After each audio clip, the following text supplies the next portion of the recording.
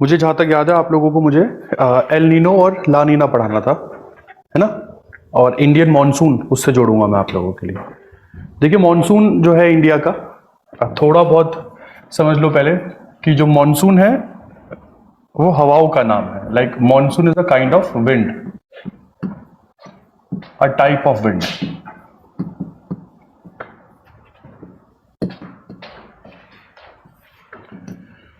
और अगर मॉनसून की बात करते हैं तो ये एक स्पेशल विंड है जो केवल जून जुलाई के महीने में आप लोग देखते हो और पूरे इंडियन सब कॉन्टिनेंट के ऊपर बारिश होती है। आपको बता दूं, कोई हवा जो ओशन के ऊपर से निकलती है ना, उस हवा में ह्यूमिडिटी ज्यादा होती है। ठीक है, एक जैसे स्पेसिफिक हीट आपने सुना होगा, फिजिक्स में पढ़ाते हैं, हवाओं के अंदर भी ह्यूमिडिटी होती है। अगर हवा गर्म ज्यादा होगी तो वो ज्यादा मॉइस्चर को एब्जॉर्ब कर सकती है। इसको आप लोग, मैं भूल रहा हूं क्या बोलते हैं, रिलेटिव डेंसिटी बोलते हैं, पता नहीं क्या, या रिलेटिव ह्यूमिडिटी एक हवा की। तो फॉर एग्जाम्पल मान के चलो कि कोई भी हवा ओशन के ऊपर से निकल रही है, तो जब तक वो ओशन के ऊपर से निकलेगी तब तक तो वो ह्यूमिडिटी और एब्जॉर्ब करती रहेगी, क्योंकि हवा का टेम्परेचर बहुत ज्यादा है।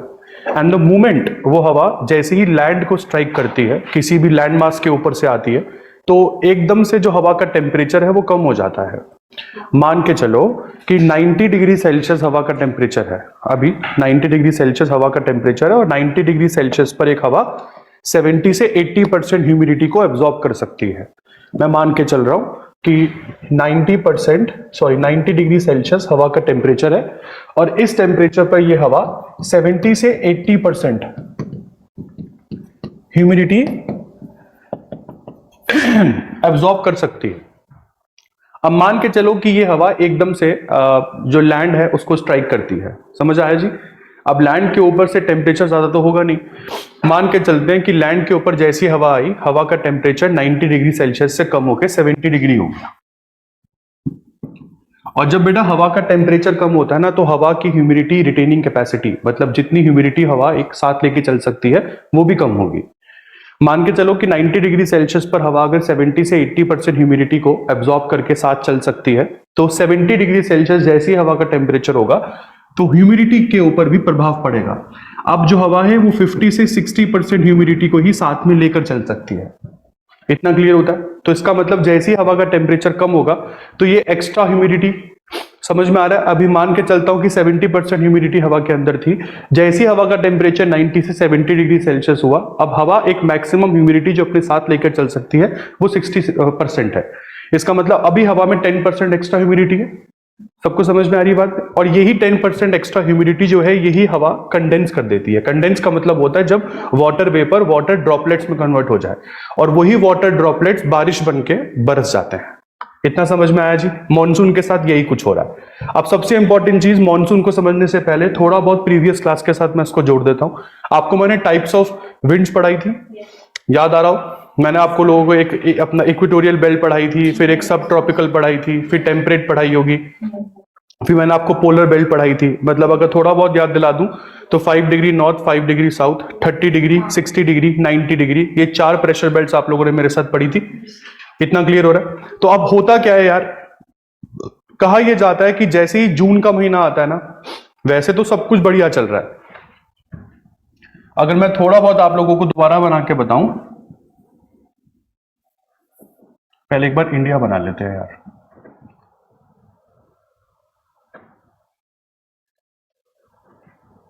तो ये वाली जो बेल्ट है, मान के चलो ये 30 डिग्री वाली बेल्ट है, ये है 0 डिग्री, और नीचे एक बेल्ट मैं और बना रहा हूं, ये 30 डिग्री नॉर्थ है, तो ये 30 डिग्री साउथ है। ये 30 डिग्री वाली बेल्ट को क्या बोलते हैं आप लोग? इक्वेटोरियल बेल्ट तो मैम 0 डिग्री वाली बेल्ट होगी ना, सब ट्रॉपिकल हाई प्रेशर बेल्ट। याद आ रहा है? और मैंने आपको बताया था ये इक्वेटोरियल जो वो है लो प्रेशर बेल्ट है। इतना सबको समझ में आ रही है बात? जो प्रीवियस क्लास में आप लोगों ने पढ़ा था उसी को मैं मॉनसून के साथ जोड़ रहा हूं और बताऊंगा मॉनसून होता क्या है जी। तो अभी थोड़ा 30 डिग्री वाली बेल्ट को थोड़ा ऊपर बना दूं, मैंने काफी नीचे बना दिया इसे।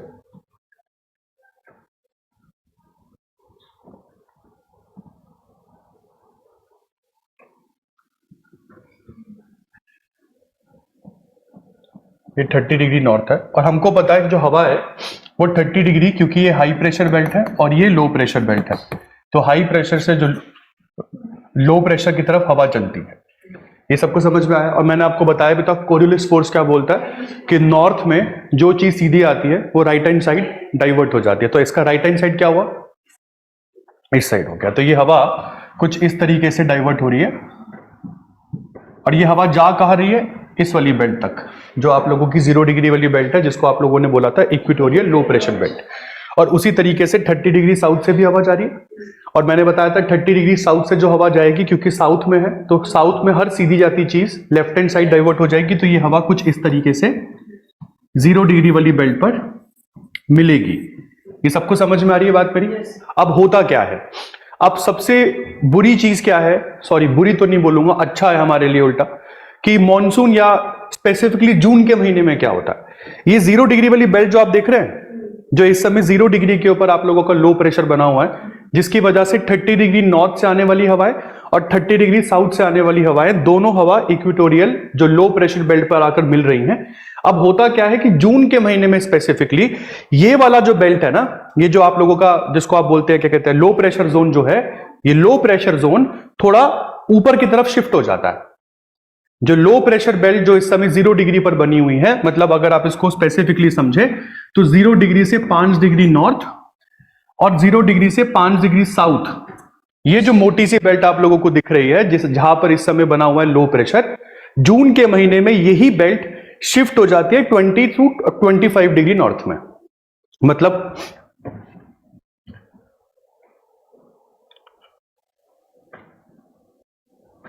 ये वाली बेल्ट है आप लोगों की 30 डिग्री नॉर्थ, मान के चलता हूं मैं, ये वाली बेल्ट है आपकी 30 डिग्री साउथ, ये है 0 डिग्री। इस समय यहां पर बना हुआ है आप लोगों का लो प्रेशर, बट मैंने बोला जून के महीने में, जून मंथ में क्या होता है, ये जो लो प्रेशर जोन इस समय इक्वेटर के ऊपर आपको दिख रहा है, ये लो प्रेशर जोन ऊपर शिफ्ट हो जाता है। कितना ऊपर? ये 20 to 25 degree, 20 to 25 degree north, ये बेल्ट जो है ये ऊपर की तरफ शिफ्ट हो जाती है। मतलब यहां पर होना चाहिए था आइडियली आप लोगों का, क्या कहते हैं, लो प्रेशर आइडियली यहां पर होना चाहिए था, बट जून के मंथ में ये लो प्रेशर जो है ये शिफ्ट होकर यहां पर आ जाता है। इतना समझ में आया जी? अब इसके साथ पंगा क्या होगा पूरा? प्रॉब्लम यह है कि 30 डिग्री नॉर्थ से आने वाली हवाएं तो चलो यहां पर आकर खत्म हो जाएंगी। यहां पर हाई प्रेशर बना हुआ है इस समय, उसी तरीके से इधर भी हाई प्रेशर है। इतना क्लियर हुआ? तो यहां से आने वाली हवाएं यहां पर आके ऑलमोस्ट खत्म हो जा रही है, क्योंकि हाई प्रेशर से जो वो है लो प्रेशर तक हवा चलती है। प्रॉब्लम पड़ेगी 30 डिग्री साउथ से आने वाली हवाओं को, क्योंकि अब इन हवाओं को यहां तक पहुंचने के लिए इक्वेटर क्रॉस करना पड़ेगा। समझ आ रही है बेटा आपको मेरी बात? तो मान के चलो कि ये हवाएं निकलती है कुछ इस तरीके से, क्योंकि अभी ये साउथ में है तो ये लेफ्ट हैंड साइड डाइवर्ट हो जाएंगी। इतना क्लियर हुआ? और क्योंकि जब ये 0 डिग्री पर पहुंचेगी और उनको पता लगेगा कि यहां पर लो प्रेशर तो है ही नहीं, जो लो प्रेशर है वो शिफ्ट होकर ऊपर पहुंच गया है, तो ये हवाएं इक्वेटर को क्रॉस करेंगी और इक्वेटर को क्रॉस करते ये हवाएं जो है ये पहुंच गई नॉर्थ में। और कोरियोलिस फोर्स क्या बोलता है कि सर नॉर्थ में जाती हवा राइट हैंड साइड डाइवर्ट हो जाएंगी। तो जैसे ही ये हवाएं इक्वेटर को क्रॉस करेंगी, इस बेल्ट तक पहुंचने के लिए इन हवाओं की डायरेक्शन चेंज हो जाएगी। सबको समझ में आ रहा है बेटा? क्योंकि जो वो लो प्रेशर जोन जो है वो इक्वेटर पर है ही नहीं इस समय, जो लो प्रेशर जोन है वो पहुंच गया है 20 टू 25 डिग्री नॉर्थ में। अब ये जो हवाएं हैं, ये हवा इस समय अरेबियन सी और बे ऑफ बंगाल के ऊपर से चल रही हैं, और अरेबियन सी और बे ऑफ बंगाल के ऊपर से चलती हुई ये हवाएं इंडिया की कोस्ट पर अटैक करेंगी। और अभी मैंने आपको बताया था जो हवा पानी के ऊपर से चलती है उनमें ह्यूमिडिटी ज्यादा होती है। इसका मतलब जून जुलाई के मंथ में इन हवाओं की वजह से इंडिया के पेनिनसुलर पोर्शन पर जो बारिश होती है ना बेटा, इन्हीं बारिश को आप मॉनसून कहते हैं। क्यों? क्योंकि ये स्पेसिफिकली जून जुलाई के मंथ के आसपास हो रही है। इतना समझ में आया? और क्यों हो रही है? तो सबसे बड़ा रीजन यहां पर यह है कि सर जो लो प्रेशर इक्वेटर पर होना चाहिए था, वो जून के महीने में जो लो प्रेशर है वो 20 टू 25 डिग्री नॉर्थ शिफ्ट हो जाता है। तो 30 डिग्री नॉर्थ से आने वाली हवाओं को कोई प्रॉब्लम नहीं है, उनको तो कम डिस्टेंस ट्रेवल करना पड़ेगा, बट प्रॉब्लम यहां पर है 30 डिग्री साउथ से आने वाली हवाओं को। 30 डिग्री साउथ से जो हवा चल रही है उन हवाओं को चलना चाहिए था इक्वेटर तक, बट क्योंकि इक्वेटर पे लो प्रेशर नहीं है, लो प्रेशर शिफ्ट हो गया है 20 टू 25 डिग्री नॉर्थ, तो इन हवाओं को इस बेल्ट तक पहुंचने के लिए इक्वेटर क्रॉस करना पड़ेगा। एंड द मोमेंट ये हवा इक्वेटर क्रॉस करेंगी, कोरियोलिस फोर्स बोलता है कि हर सीधी चलने वाली चीज राइट हैंड साइड डाइवर्ट हो जाती है, तो ये हवाएं ऑटोमेटिकली इंडिया की तरफ डाइवर्ट हो जाएंगी। यहां तक सबको समझ में आया? अगर मैं इंडिया का पेनिनसुलर पोर्शन थोड़ा छोटा कर दूं तो और समझ में आ जाएगा।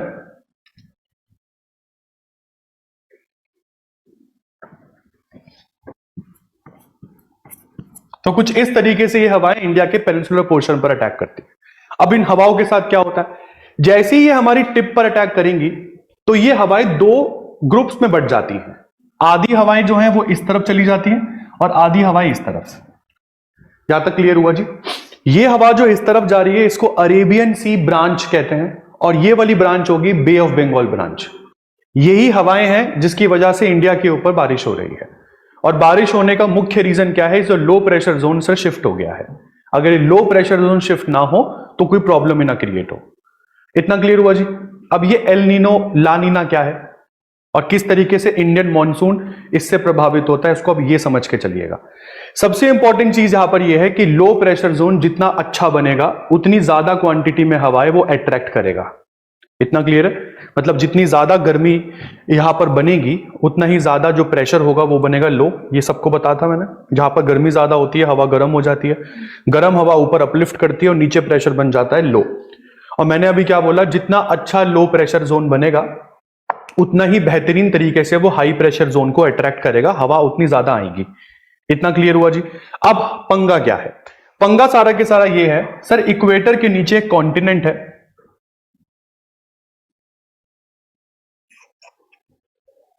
ये कॉन्टिनेंट है साउथ अमेरिकन कॉन्टिनेंट। यहां तक क्लियर हुआ जी? साउथ अमेरिकन कॉन्टिनेंट के बिल्कुल वेस्ट में जो कंट्री है ना, ये वाली कंट्री, इस कंट्री का नाम है चिली। इतना समझ में आता है? और चिली के यहां पर जो ओशन है ये पैसिफिक ओशन है, ये सारा की सारा पैसिफिक ओशन है।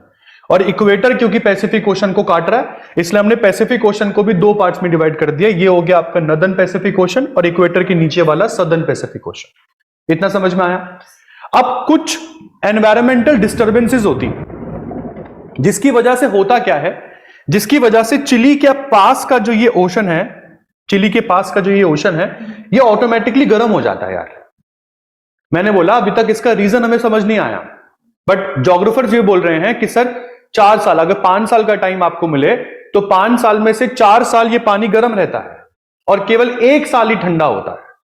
इतना क्लियर हुआ? और आपको पता है कि जितना पानी गर्म होगा उतनी उसके ऊपर की हवा गर्म होगी, उतना ही ज्यादा बढ़िया लो प्रेशर बनेगा। इतना क्लियर हुआ? अब होता क्या है कि चिली के आसपास का जो ये सदर्न पैसिफिक ओशन है, मैंने बोला ये ऑटोमेटिकली गर्म हो जाता है। गर्म होगा तो इसका मतलब यहां पर बनेगा लो प्रेशर जोन। इतना समझ में आया? एक प्रेशर बन रहा है यहां पर जो कि लो है, और एक प्रेशर इंडिया के ऊपर बन रहा है, और ये प्रेशर भी आपका प्रेशर लो है। इतना समझ में आया जी? अगर ये वाला प्रेशर मैं हटा दूं तो सारी की सारी हवाएं जो 30 डिग्री साउथ से आ रही है ये इंडिया की तरफ मुड़ जाएंगी। इतना क्लियर हुआ? अगर ये प्रेशर हम मान के चलते हैं कि नहीं है, बट होता क्या है कि 5 साल में से 4 साल चिली के पास जो ये प्रेशर बना है जिसको आप लोगों ने बोला लो प्रेशर, वो इसमें से 40% जो हवाएं हैं वो अपनी तरफ खींच लेता है, क्योंकि नीचे हाई प्रेशर है ना, और हवा चलती है हाई प्रेशर टू वो क्या कहते हैं प्रेशर जो लो है। और मैंने बोला अगर ये हटा दिया जाए, मान के चलो कि ये प्रेशर नहीं है, यहां पर कुछ भी नहीं है, तो ऐसे में 30 डिग्री साउथ से आने वाली हवाएं पूरी तरीके से इंडिया के ऊपर बनने वाले लो प्रेशर की तरफ डाइवर्ट होगी। बट 5 साल में से 4 साल चिली के पास का ये पानी गर्म हो जाता है, जिसकी वजह से यहां पर बनता है लो प्रेशर, और ये 30 डिग्री साउथ से आने वाली हवाएं इंस्टेड ऑफ क्रॉसिंग इक्वेटर को क्रॉस किए बिना ये चिली की तरफ मुड़ जाती है। यहां तक सबको समझ में आया? जिसकी वजह से जो बारिश हमको मिलनी चाहिए थी वो बारिश इस एरिया में हो जाती है। यहां तक क्लियर हुआ? यहां पर अगर बना लो प्रेशर तो ये हमारे लिए अच्छा है, हमारे लिए अच्छा या बुरा है? अगर यहां पर बन रहा है प्रेशर लो, जिसकी वजह से जो बारिश हमको मिलनी चाहिए थी वो नहीं मिल रही है, वो बारिश डाइवर्ट होकर साउथ अमेरिकन कॉन्टिनेंट और बीच में अफ्रीकन कॉन्टिनेंट भी आता है, ये वहां पर जाके बारिश हो जा रही है, जो बारिश हमको मिलनी चाहिए थी वो यहां पर बट रही है, हमारे लिए बढ़िया है ये। नहीं, इसी पोजीशन को नेम अच्छा नहीं है। हमारी agriculture 70% agriculture of India is still based on अपना रेन। पेनिनसुलर इंडिया में आपके पास सबमर्सिबल्स नहीं है, मतलब आप ये नहीं कह सकते हैं कि वहां पर ग्राउंड वाटर का इस्तेमाल करके जो फार्मर्स हैं वो अपना काम चला लेंगे। एक मिनट रुकिए मैम, अभी इसी के ऊपर लगे हुए हैं ज्योग्राफर सारे कि ऐसा होता क्या है। मॉनसून हरियर आ रहा है, बट मॉनसून हरियर अच्छा कहाँ आ रहा है? इस साल अच्छा आया है। और इस साल अच्छा क्यों आया मैं ये भी बताता हूं। एक मिनट रुको, पहले मुझे अपनी स्लाइड खोलने दो।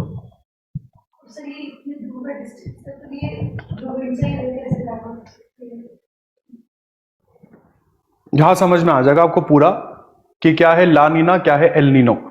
अब यहां पर बहुत अच्छे से समझना, ये वाली जो पोजीशन है इसको एल नीनो कहा जाता है। एल नीनो क्या है? ऊपर आपको दिख रहा होगा यूनाइटेड स्टेट्स ऑफ अमेरिका, मतलब ऊपर है नॉर्थ अमेरिका और नीचे है साउथ अमेरिका। मैंने बोला साउथ अमेरिका की जो कंट्री है चिली, चिली के पास का जो ओशन है जिसको सदर्न पैसिफिक ओशन आप बोलते हैं, वो एकदम से गर्म हो जाता है। और अब आपका क्वेश्चन आ रहा हूं कि सर ऐसे इतना लंबा लंबा हवा ट्रेवल कर जाती है क्या? मैम बिल्कुल करती है हवा ट्रेवल। परमानेंट विंड्स के बारे में हम लोगों ने यही तो पढ़ा था पिछली क्लास में कि through out the globe permanent winds हमेशा एक ही डायरेक्शन में मूव करती है, कुछ भी हो जाए परमानेंट विंड्स की डायरेक्शन नहीं बदलती। तो ये परमानेंट विंड्स ही हैं जो इस समय डाइवर्ट हो रही हैं, और ये जून जुलाई के मंथ में ही डाइवर्ट क्यों हो रही है, फिलहाल जोग्राफर्स ने इसका रीजन निकाल के आपके सामने रखा। इसी मैप को ढंग से अगर समझना हो तो वही मैंने आपके सामने यहां पर रखा था। मैंने बोला कि एकदम से क्या होता है कि चिली के पास का जो ओशन है वो गर्म हो जाता है।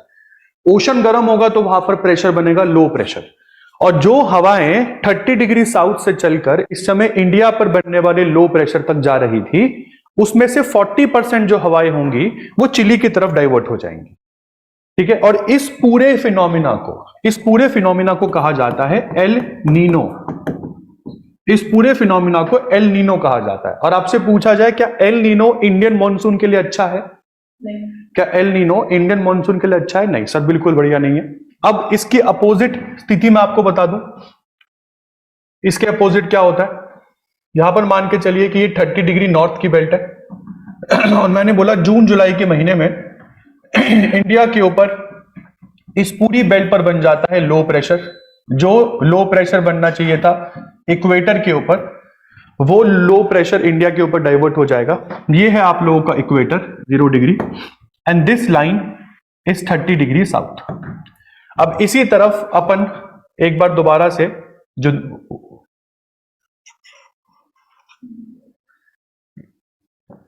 नॉर्थ अमेरिकन कॉन्टिनेंट, ये चिली के पास का ये ओशन ठंडा होता है। जब ये ओशन कोल्ड हो जाता है, तो मैंने आपको बताया था ठंडा होगा तो उसके ऊपर की हवाएं ठंडी होगी, हवा ठंडी होगी तो यहां पर हाई प्रेशर बनेगा। जब यहां पर भी हाई प्रेशर बना हुआ है, ऑटोमेटिकली यहां पर तो पहले से ही हाई प्रेशर है, तो सारी हवाएं जो हैं,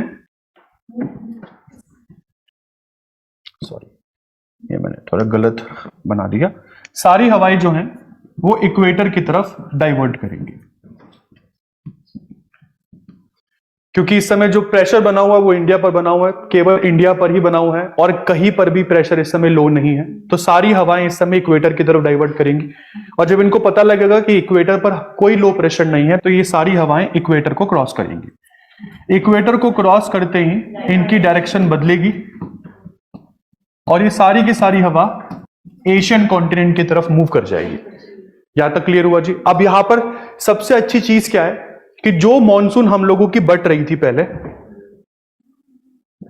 जो मॉनसून हम लोगों की पहले बट रही थी, जिसमें से 60% हमको मिला, 40% मिला साउथ अमेरिका और अफ्रीकन कॉन्टिनेंट को। अब अच्छी बात क्या है कि 100% मॉनसून इंडिया के ऊपर ही बरसेगी। यहां तक क्लियर है? और ये हुआ क्यों? क्योंकि सर चिली के पास का जो ओशन है वो ठंडा है इस समय, और चिली के पास का ओशन जब ठंडा होगा तो उसके ऊपर का प्रेशर हाई बनेगा। हाई प्रेशर बनेगा तो वो हमारे लिए कोई चिंताजनक चीज है ही नहीं। हम तो चाहते ही हैं कि हाई प्रेशर बना रहे, और इस पूरी पोजीशन को कहा जाता है ला नीना। ये होता है ला नीना, ये होता है एल नीनो। एल नीनो हमारे मॉनसून के लिए बढ़िया बिल्कुल भी नहीं है, क्योंकि जब भी कभी एल नीनो होगा तो हम लोगों की जो मॉनसून है वो 60-40% डिवाइड हो जाएगी, और जब भी कभी ला नीना होगा तो ला नीना में 100% मॉनसून इंडिया के ऊपर बरसेगी। अच्छी आपको बता दूं, 5 साल में 4 साल 5 साल के टाइम पीरियड में 4 साल मतलब 90% जो स्थिति रहती है वो एल नीनो की रहती है, और केवल 1 साल आपको ला नीना देखने को मिलता है। ला नीना देखने को मिलता है। और इस बार अच्छी चीज क्या है कि वो 1 साल जो है वो ये ही है। इस बार जो चिली के पास का ओशन है वो ठंडा है, इसलिए आप लोगों को बारिश ज्यादा होती दिखेगी पिछले साल के मुकाबले। और अगले साल से दोबारा से एल नीनो शुरू हो जाएगा, और जब भी कभी एल नीनो शुरू होता है तो इंडियन मॉनसून के लिए प्रॉब्लम्स और ज्यादा एस्केलेट हो जाती है, क्योंकि हम लोगों की मॉनसून बढ़ जाती है। समझ में आया मॉनसून है क्या? मतलब सिंपल तरीके से बताऊं तो ये सारा खेला जून जुलाई के मंथ में होता है। मैं दोबारा रिपीट कर रहा हूं, जून जुलाई के मंथ में होता क्या है, जो 0 डिग्री के ऊपर बनने वाला लो प्रेशर है वो 20-25 डिग्री नॉर्थ शिफ्ट हो जाता है। ठीक है जी, जिसकी वजह से साउथ से आने वाली जो हवाएं हैं उनको 20-25 डिग्री नॉर्थ तक पहुंचने के लिए इक्वेटर क्रॉस करना पड़ता है। और 30 डिग्री साउथ की जब हवाएं जैसे ही इक्वेटर को क्रॉस करेंगी तो वो लेफ्ट हैंड साइड चलने वाली हवाएं automatically right hand side divert हो जाएंगी। राइट हैंड साइड डाइवर्ट होगी तो इंडिया बीच में आएगा, और जैसे वो इंडिया की टिप पर स्ट्राइक करेंगी ये हवाएं 2 ग्रुप्स में बट जाती हैं, जिसमें से अरेबियन सी ग्रुप एक ब्रांच है और दूसरी ब्रांच को आप लोग बे ऑफ बंगाल ग्रुप कहते हैं। इन हवाओं की वजह से इंडियन लैंड मास के ऊपर होने वाली वर्षा, इसी को आप लोग इंडियन मॉनसून कहते हैं। इंडियन मॉनसून अफेक्ट होते हैं 2 स्थितियों में। पहली स्थिति है एल नीनो, दूसरी स्थिति है ला नीना।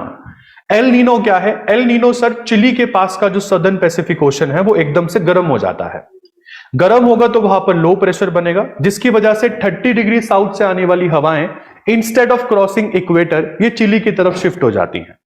जैसी ये हवाएं चिली की तरफ शिफ्ट होंगी तो इंडिया को 100% मॉनसून विंड्स नहीं मिलेंगी, केवल 60% विंड्स इंडिया की तरफ डाइवर्ट हो रही हैं, and rest of the 40% wind जो है वो चिली की तरफ डाइवर्ट हो जाती है, जिसकी वजह से इंडिया पर होने वाली मॉनसून की बारिश जब भी कभी एल नीनो होता है तो वीक पड़ जाती है। 90% एल नीनो ही रहता है, और केवल 10% चांसेस होते हैं ला नीना के डेवलप होने के। ला नीना वो स्थिति है जब चिली के पास का ओशन ठंडा होता है। ओशन ठंडा है तो उसके ऊपर की प्रेशर हाई प्रेशर रहेगा, ऐसे में 100% विंड्स इक्वेटर को क्रॉस करके 20-25 डिग्री नॉर्थ में जो लो प्रेशर जोन बना है वहां पर डाइवर्ट होंगे, और जैसे ही वहां पर डाइवर्ट होंगी तो 100% जो ह्यूमिड विंड्स है वो इंडियन लैंड मास के ऊपर से गुजरेगी, और जैसे ही कोई विंड लैंड मास के ऊपर से गुजरती है ओशन से होती हुई तो आप देखते हैं कि बारिश बहुत ज्यादा होती है। तो जब भी कभी ला नीना की स्थिति डेवलप होती है तो इंडियन मॉनसून्स और स्ट्रांग हो जाते हैं, या ये कह लीजिए कि मॉनसून की बारिश बहुत बेहतरीन तरीके से होती है। ये ला नीना और एल नीनो सबको समझ में आ गया?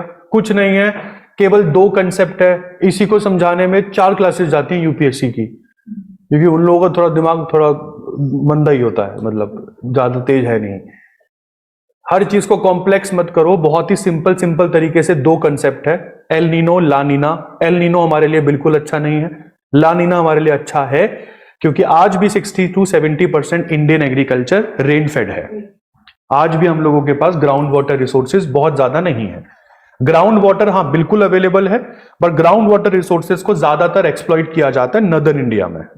जो नदर्न इंडियन बेल्ट है वहां पर आप लोगों को भूमिगत जल मिल जाता है, ग्राउंड वाटर मिल जाता है, बट पेनिनसुलर इंडिया में किसी तरीके का कोई ग्राउंड वाटर रिसोर्स अवेलेबल नहीं है।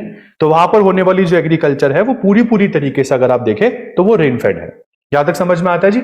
आइए टॉपिक डाल देते हैं इंडियन मॉनसून, एक एक करके सारे पॉइंट आप लोगों को लिखवा रहा हूं। लिखिए, in the month of June and July, in the month of June and July, in the month of June and July, the equatorial low pressure belt, in the month of June and July, the equatorial low pressure belt, like इससे एक class previous में ना सारी चीजें मैंने explain करी थी, types of winds, उसी टाइप ऑफ विंड्स को यूज करके आज कंसेप्ट क्लियर कर रहा हूं। थोड़ा समझ में आ रहा है? कोई नहीं मैम, एक बार आप वो वीडियो देखिए, उसके बाद नहीं समझ में आता उसके बाद दोबारा टॉपिक को चलाएंगे। इसको समझने के लिए ना आप बस हल्का सा ये समझिएगा कि हवा जो है वो हमेशा मूव करती है high pressure to low pressure. हवा हमेशा ऐसे ही फ्लो करती है, हाई प्रेशर से हवा फ्लो करेगी टूवर्ड्स जहां पर प्रेशर लो रहेगा। दूसरा कंसेप्ट क्या समझना है? Coriolis force. कोरियोलिस फोर्स ये बोलता है कि सर इक्वेटर जो कि 0 डिग्री है, इक्वेटर के ऊपर का अर्थ है नॉर्थ, इक्वेटर के नीचे का अर्थ है साउथ। कोरियोलिस फोर्स बोलता है कि नॉर्थ में जो चीज सीधी जाएगी वो सीधी कभी नहीं जाएगी, वो राइट हैंड साइड डाइवर्ट हो जाएगी। और उसी तरीके से साउथ में जो चीज सीधी जाएगी वो सीधी नहीं जाएगी, वो लेफ्ट हैंड साइड डाइवर्ट हो जाएगी। और ऐसा क्यों हो रहा है? क्योंकि अर्थ अपने एक्सिस पर घूम रही है, अर्थ अपने एक्सिस पर घूम रही है, इसलिए हर सीधी जाती चीज सीधी नहीं जाएगी, वो डाइवर्ट हो जाएगी। तो ये दो कंसेप्ट का इस्तेमाल करा हमने इस पूरे डायग्राम में, इसलिए एरो आपको थोड़े टेढ़े नजर आ रहे हैं, क्योंकि ऊपर बना है लो प्रेशर, नीचे है हाई प्रेशर।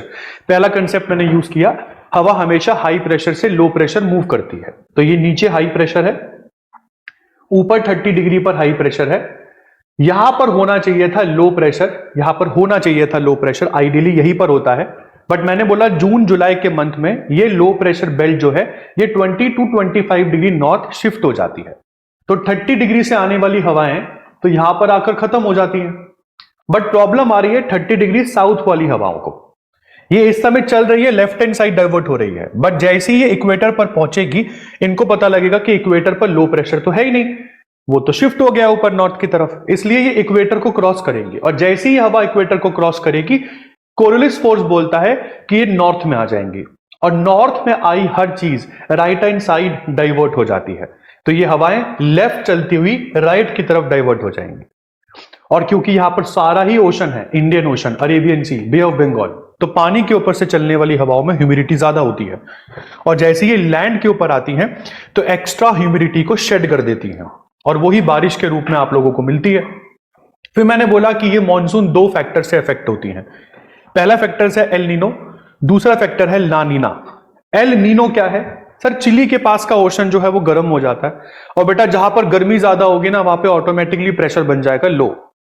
तो 30 डिग्री साउथ से आने वाली हवाएं 40% चिली वाले जो वो है क्या कहते हैं लो प्रेशर, वहां पे शिफ्ट हो जाएंगी, और 60% हवाएं जो इंडिया के ऊपर बना हुआ है लो प्रेशर, वो वहां पर शिफ्ट हो जाएंगी, जिसकी वजह से जो 100% हवाएं हमें मिलनी चाहिए थी वो बढ़ जाती है कुछ इस तरीके से। 40% चलेगी चिली, 60% चलेगी इंडिया की तरफ। इस वजह से जो मॉनसून वीक पड़ते हैं ना, इस स्थिति को एल नीनो कहते हैं आप।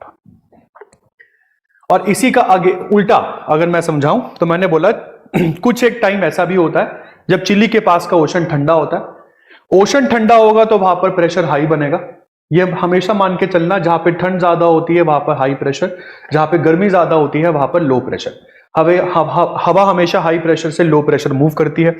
तो जब चिली के पास पानी ठंडा होता है, यहां पर हाई प्रेशर बनता है, जिसकी वजह से अब 100% हवाएं जो हैं ये इक्वेटर को क्रॉस करके जून जुलाई के मंथ में इंडिया की तरफ चलनी शुरू होगी, क्योंकि लो प्रेशर इस समय इंडिया के ऊपर इस बेल्ट पे बना हुआ है। ऐसे में 100% विंड्स आप लोगों को मिलेंगी जो मिलनी चाहिए, और इसको आप लोग कहते हैं ला नीना। ला नीना इंडियन मॉनसून के लिए अच्छा है, एल नीनो हमारे मॉनसून के लिए बुरा है, क्योंकि एल नीनो में हमारी मॉनसून की जो विंड्स हैं वो डिवाइड हो जा रही हैं, हमको 100% विंड्स नहीं मिल पा रही हैं, इसलिए बारिश भी डिवाइड होगी। अब समझ में आया बेटा मैंने क्या बोला? केवल दो कंसेप्ट याद करने हैं आपको, हाई प्रेशर से लो प्रेशर हवा मूव करती है। दूसरा कंसेप्ट याद रखना है कोरियोलिस फोर्स, जो बोलता है नॉर्थ में चलने वाली चीज राइट हैंड साइड डाइवर्ट होगी, साउथ में चलने वाली चीज लेफ्ट हैंड साइड डाइवर्ट होगी। Is that clear? अब समझ में आ रहा है? अब इसी को मैं थ्योरी में लिखवा रहा हूं। ये बेल्ट जो 0 डिग्री वाली बेल्ट है, इसको मैंने लिखवाया इक्वेटोरियल लो प्रेशर बेल्ट। इस बेल्ट का नाम है इक्वेटोरियल लो प्रेशर बेल्ट, और ये इक्वेटर पर बनने वाला जो लो प्रेशर है यही जून जुलाई के मंथ में शिफ्ट हो रहा है 20 to 25 डिग्री यहां पर।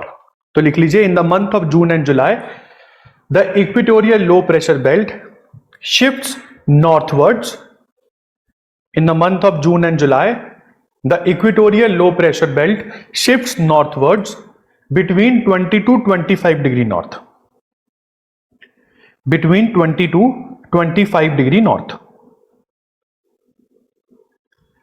as a result of which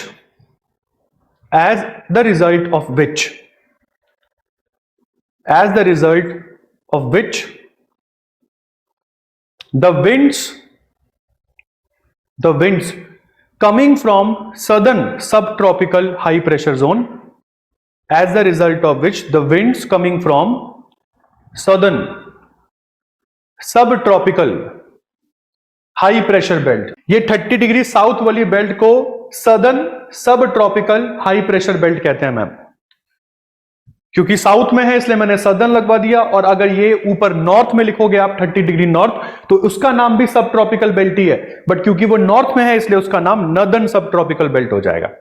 और यहां पर प्रेशर हमेशा हाई रहता है, इसलिए मैंने क्या लिखा, as a result of which the winds coming from southern subtropical high pressure belt have to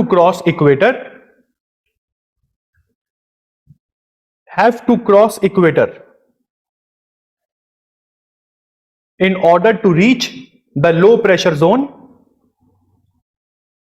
The winds coming from southern subtropical high pressure zone have to cross equator in order to reach the low pressure zone which is created between 20 to 25 degree north,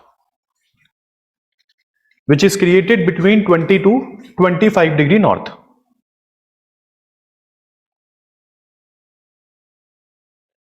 Next, the moment, next point, the moment these winds will cross the equator, the moment,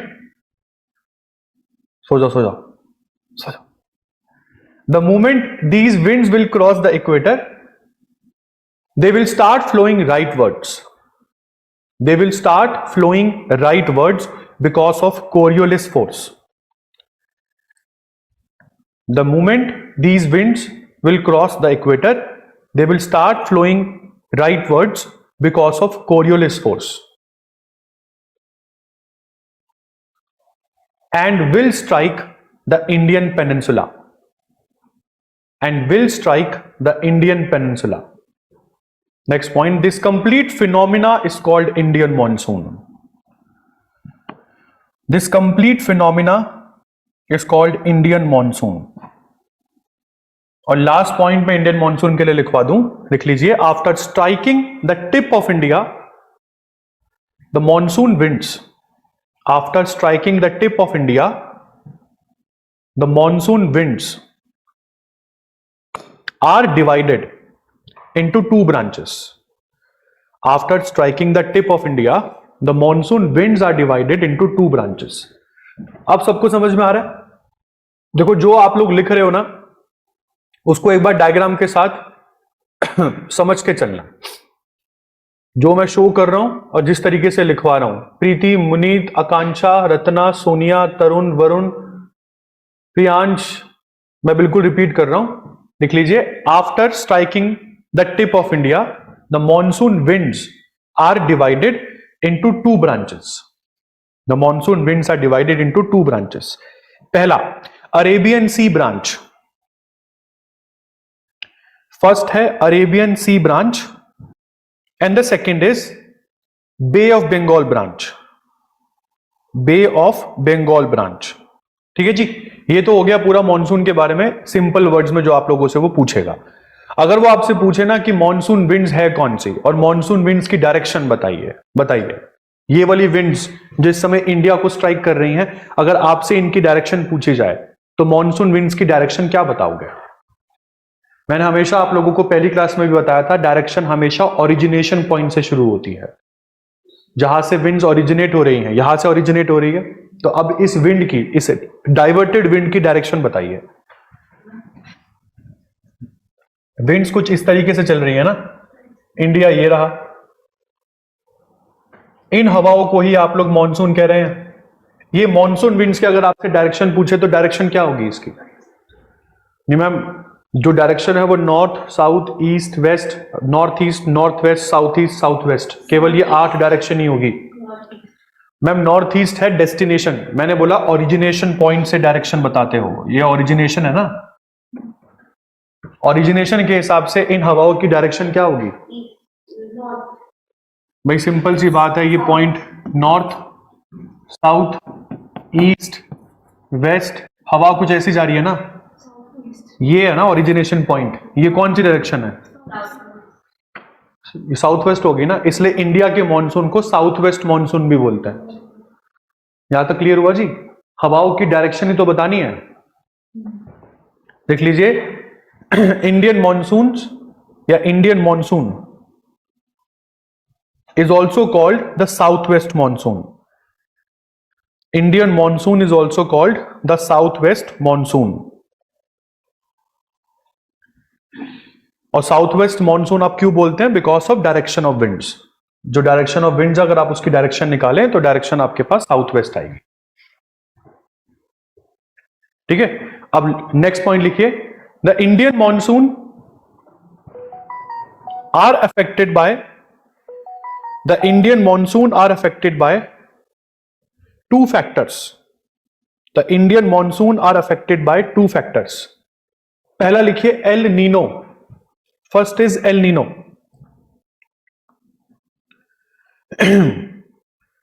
L Nino क्या है? El Nino के बारे में मैं definition लिखवा रहा हूं, लिख लीजिए। It is a naturally occurring phenomena. El Nino के बारे में लिखवा रहा हूं। It is the naturally occurring phenomena.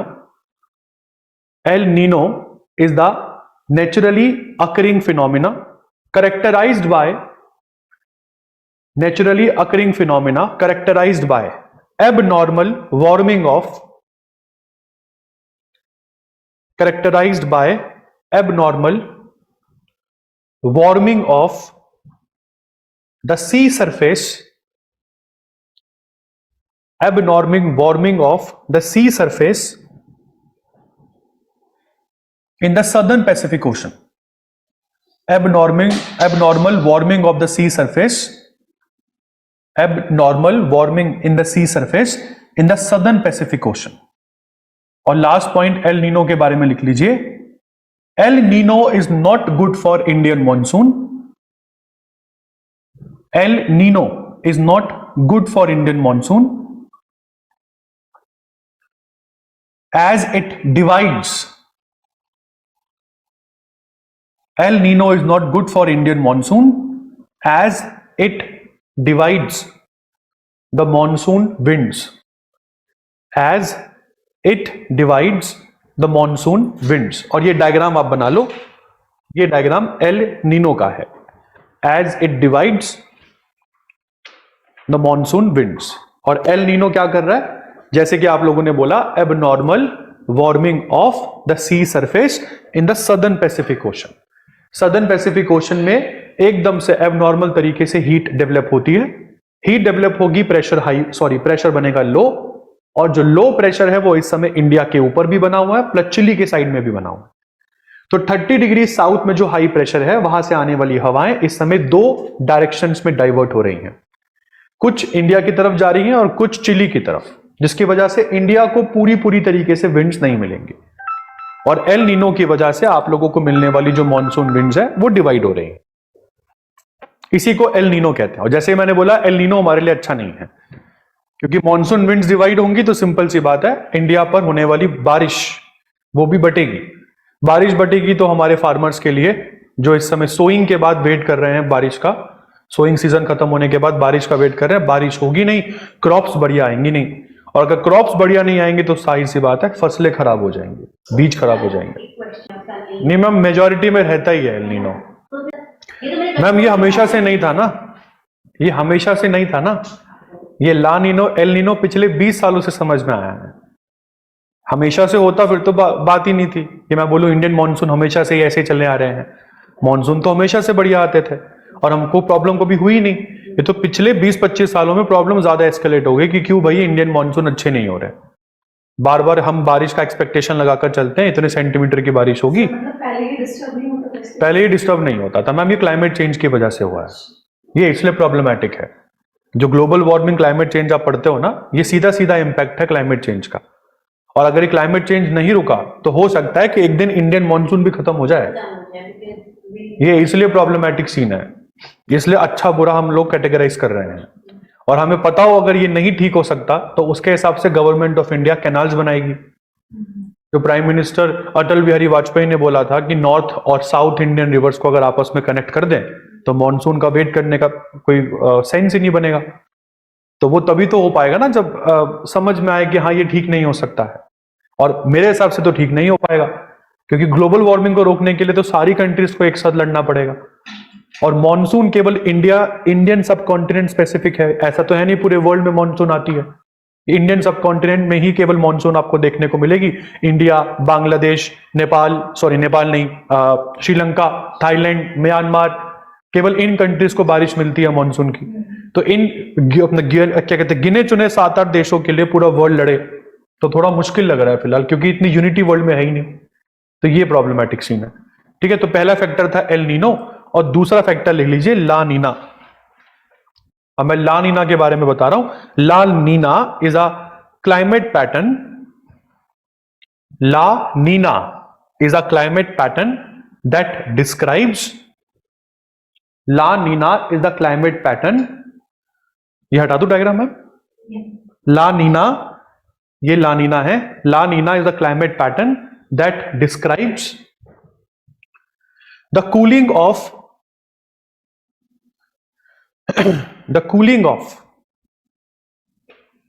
surface ocean waters, the cooling of surface ocean waters of southern Pacific Ocean, the cooling of southern ocean waters, the cooling of surface ocean waters, the cooling of surface ocean waters of southern Pacific Ocean,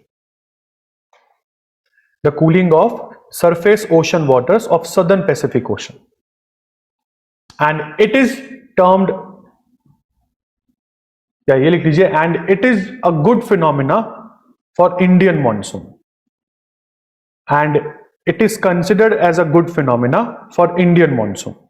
but हमेशा जैसे मैंने बोला जो ला Nina है वो नहीं रहेगा। 5 साल में केवल 1 साल ही देखने को मिलता है ला नीना, और ये जब से बीजेपी जीतती आ रही है उनके साथ साथ चल रहा है ला नीना। 2014 में दिखा था, फिर 2019 में दिखा, फिर 2024 इस साल आपको ला नीना दिख रहा है, और अगले साल 2029 के आसपास आएगा। अगर फॉर एग्जाम्पल मान के चलो कि ये ला नीना अगर 2025 में भी चले तो फिर हम कह सकते हैं कि क्लाइमेट चेंज थोड़ा बहुत स्लो हो गया है। बट अगर ये ला नीना, अभी तो हम 5-5 साल मान के चल रहे हैं, क्या पता कल को ये 5 साल की साइकिल 7 साल की हो जाए। नहीं मैम, प्रेडिक्ट तो ये हो ही नहीं। ये प्रेडिक्ट तो आप यही कर सकते हो कि पानी एकदम से गर्म या ठंडा क्यों हो रहा है। तो पहले से भी पता हो सकता है कि यहाँ पे चिली पे लो प्रेशर है, हाई प्रेशर। यहाँ पर मछलियां मरने लगती है, हमको पता कैसे लगता है मैं ये भी बता दूं। चिली के पास जब भी कभी एल नीनो होता है, और एल नीनो हमारे लिए बुरा नहीं है, हमारे लिए तो चलो, हमारे तो इंडियन मॉनसून के लिए बुरा है, पर अगर जब मैं एल नीनो की बात करता हूं तो एल नीनो में जैसे ही एबनॉर्मल वार्मिंग होती है तो मछलियां जो चिली के आसपास की सदर्न पैसिफिक ओशन की जो फिशेज हैं वो ऑलमोस्ट बहुत बड़ी क्वांटिटी में मरने लगती हैं। मछुआरों के लिए भी अच्छी बात नहीं है, लाइक जो फिशरमैन है उनकी भी रोजी रोटी खराब हो रही है इसकी वजह से। तो क्लाइमेट चेंज, मैं ये बोलूं किसी एक कंट्री को अफेक्ट करता है तो I will be very much wrong in that. Climate change तो सभी वर्ल्ड को यूनिफॉर्मली ही अफेक्ट करेगा। तो ये ला नीना एल नीनो है, प्रिडिक्ट करके भी करोगे क्या जब आपको रीजन ही नहीं पता। अब मुझसे अगर आप रीजन पूछेंगे कि ये एबनॉर्मल कूलिंग डाउन एंड क्या कहते हैं एबनॉर्मल वार्मिंग क्यों हो रहा है सी सरफेस का, तो अभी तक इसके बारे में साइंटिस्ट पता ही नहीं कर पाए। क्या पता नीचे से कोई वॉल्केनिक इरप्शन हो रहा हो, बट अगर वॉल्केनिक इरप्शन हो भी रहा है तो उसको कैसे पता लगा कि मुझे 5 साल में 4 साल ही करना है बस, मैं फटूंगा नहीं 1 साल। मैम वॉल्केनोस की इतनी रेगुलर साइकिल कभी नहीं रहती कि मैं ये बोलूं कि 5 साल में 4 साल फटेंगे और 1 साल पूरा अच्छा 2024 आ गया शांत हो जाओ सारे, ऐसा नहीं होता है। हो सकता है कि ये ओशन करंट्स की वजह से होता हो। अब ये ओशन करंट क्या है, जैसे पानी चलता है ना भाई, अब क्या होता है हवा जब चलती है, हवा जब मूव करती है हाई प्रेशर से क्या कहते हैं अपना प्रेशर जो लो है, हवा के साथ साथ जो नीचे का पानी होता है ना वो भी हवा की डायरेक्शन में मूव करने लग जाता है। और जब बहुत बड़ी क्वांटिटी में हवा मूव करती है तो आपको देखने को मिलता है कि सी सरफेस, नहीं मैं ऊपर की बात कर रहा हूं, किसी ओशन के ऊपर का जो पानी है वो भी हवा के साथ चलना शुरू कर देगा। इसको ओशन करंट्स कहते हैं। ओशन करंट्स की वजह से आज ठंडे कॉन्टिनेंट्स जितने भी है, जैसे European continent, north American continent, यहां पर गर्म पानी पहुंच पाता है। इक्वेटर से गर्म पानी हवा के साथ साथ यहां पहुंचता है, और इक्वेटर के पास ठंडा पानी पोल से इन हवाओं के साथ साथ होते ही इक्वेटर तक पहुंचता है। तो क्या पता ये ओशन करंट्स की साइकिल डिस्टर्ब हो गई हो। जो ओशन करंट्स पहले दुनिया में चला करते थे अब उनकी डायरेक्शन शायद चेंज हो गई हो। इस वजह से भी हो सकता है कि एबनॉर्मल ये cooling down and abnormal warming of sea surface की हो रहा है।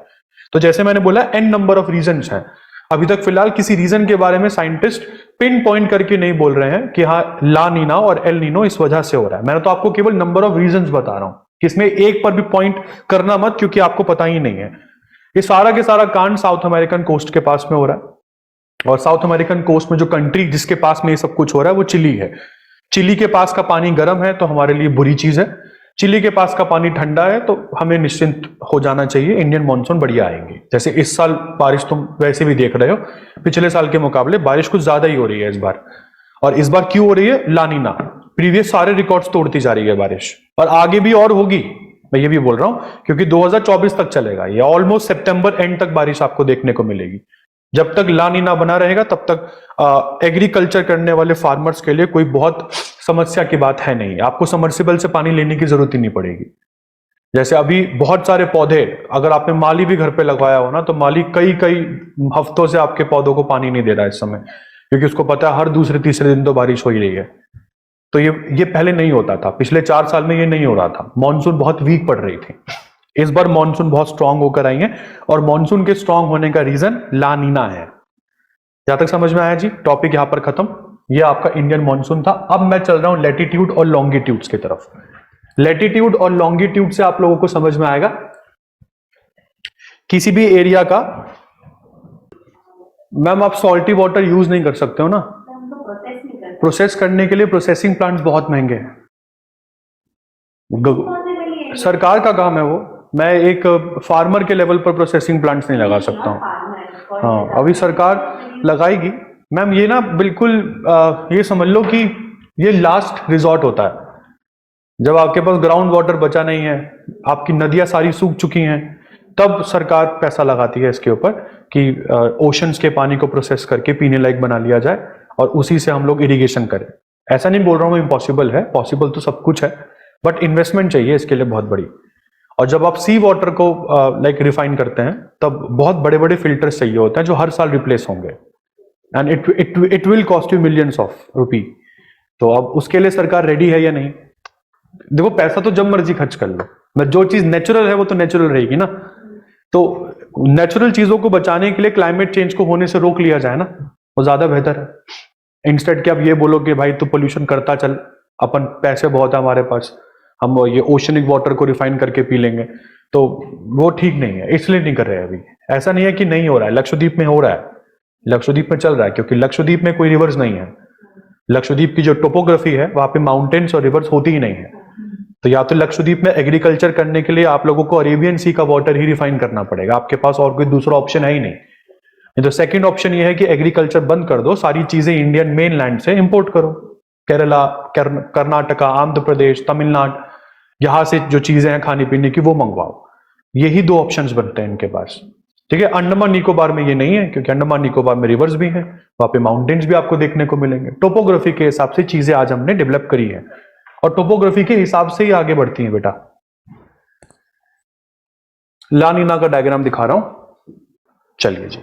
इसके बाद अब नेक्स्ट टॉपिक है लैटिट्यूड एंड लॉन्गिट्यूड। हेडिंग डाल दीजिए, लैटिट्यूड्स एंड लॉन्गिट्यूड्स।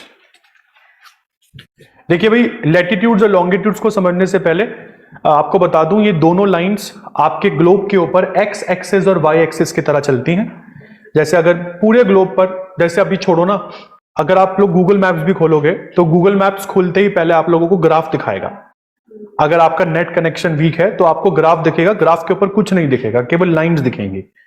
और ये हम लोगों को क्लास 8 में ही सिखा दिया गया था ग्राफ पेपर के ऊपर कि अगर कोई भी पॉइंट पिन पॉइंट करना है तो आपको दोनों कोऑर्डिनेट्स पता होने चाहिए, एक्स कोऑर्डिनेट और वाई कोऑर्डिनेट। दोनों कोऑर्डिनेट पता होंगे तभी आप किसी चीज का एक लोकेशन पिन पॉइंट कर पाएंगे, ठीक है। तो उन्हीं सब चीजों को बताने के लिए हमारे ग्लोब पर चलने वाली जितनी भी लाइंस हैं, हमने उन लाइंस को 2 कैटेगरी में डिवाइड कर दिया। एक एक्स वाली लाइंस है जो हॉरिजॉन्टल चल रही हैं, हॉरिजॉन्टल सभी लाइंस को बोला गया लैटिट्यूड, और एक है वर्टिकल लाइंस, और वर्टिकल सभी लाइंस को बोला गया लॉन्गिट्यूड्स। सबसे पहले मैं लैटिट्यूड के बारे में पढ़ाऊंगा, उसके बाद मैं लॉन्गिट्यूड के बारे में पढ़ाऊंगा। और अगर ये दोनों लाइंस इस्तेमाल करनी हो, देखो लैटिट्यूड का अपना इंपॉर्टेंस है, लॉन्गिट्यूड का अपना इंपॉर्टेंस है, और जहां पे ये दोनों लाइंस आ जाएं, इन दोनों लाइंस का अपना इंपॉर्टेंस है। अगर मैं एक्स और वाई एक्सिस मतलब लैटिट्यूड और लॉन्गिट्यूड दोनों को इकट्ठा करके इसकी इंपॉर्टेंस समझाऊं तो जीपीएस नेविगेशन इनकी मदद से ही चलता है। आज जो सैटेलाइट फोन्स हैं, सैटेलाइट फोन्स या जो भी आर्मी वाले अपनी लोकेशन बताते हैं, सैटेलाइट लोकेशन की अपन पिन पॉइंट यहीं पर खड़े हैं, उनको इंटरनेट कनेक्शन की जरूरत नहीं होती। क्यों? क्योंकि वो सैटेलाइट से सीधा कनेक्टेड है। तो जब भी आप पूरे ग्लोब पर किसी की पोजीशन की बात कर रहे हैं कि वो कहां पर खड़ा होगा, तो यहां पर लैटिट्यूड लॉन्गिट्यूड दोनों लाइंस का इस्तेमाल होता है। कभी आप लोगों ने देखा होगा, हम लोगों में आदत है इंडियंस में, जैसे किसी फिरंगी को देखते हैं ना, अपन सनक लेते हैं थोड़ा सा, क्योंकि हमें बातचीत करनी तो आती नहीं है। तो पहला तो पॉइंट हम यही पूछते हैं कि आपकी कंट्री कैसी है, like is it warm is it cold, पूछते ही है ना कि आपका देश अमूमन इतनी ही गर्मी रहती है। तो कैसे पता लगता है कि कोई कंट्री गर्म होगी या कोई कंट्री ठंडी होगी? तो ये बताता है लैटिट्यूड। लैटिट्यूड का काम है पूरे ग्लोब को टेम्परेचर बेल्ट में बांट देना। अभी आपने मेरे साथ प्रेशर बेल्ट पढ़ी थी, याद करना, मैं अभी टेम्परेचर बेल्ट की बात कर रहा हूं। टेम्परेचर बेल्ट क्या बताता है कि सर इक्वेटर के जितने पास आपका देश होगा उतना ही ज्यादा गर्म होगा, और इक्वेटर से जितना दूर आपकी कंट्री चली जाएगी उतनी ही वो कंट्री ठंडी होगी। यहां तक समझ में आया? तो लैटिट्यूड्स की पहली इंपॉर्टेंस क्या है कि ये टेम्परेचर बेल्ट को आपको समझाती है। इतना क्लियर हुआ जी? बेटा डायग्राम हटा दूं प्रियांश? चलिए, सबसे पहले मैं लैटिट्यूड समझा रहा हूं।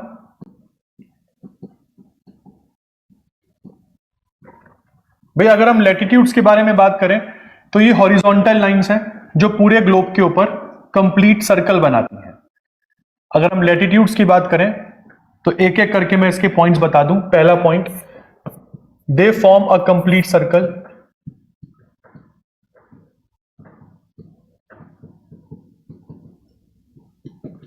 दे form a complete circle over अर्थ। ये पृथ्वी के ऊपर एक कंप्लीट सर्कल बनाती है। और अगर मैं आपसे बोलूं कि हर एक लाइन अर्थ के ऊपर कंप्लीट सर्कल बनाती है, तो अर्थ के ऊपर बनने वाला सबसे बड़ा सर्कल कहां बनेगा? सेंटर में ही बनेगा, क्योंकि अर्थ सबसे मोटी सेंटर में ही है। तो यहां पर मैं वही लिख सकता हूं, लार्जेस्ट सर्कल या largest circle drawn over earth is called equator. सबसे बड़ा सर्कल जो आप इक्वेटर पर बनाते हैं उसी को आप इक्वेटर कहते हैं, विच इज, जिसको हम लोगों ने 0 डिग्री टर्म किया हुआ, विच इज 0 डिग्री। इक्वेटर का काम क्या है? इक्वेटर का काम है पूरे ग्लोब को 2 इक्वल पार्ट्स में डिवाइड कर देना। तो मैं वही बता रहा हूं, इक्वेटर डिवाइड्स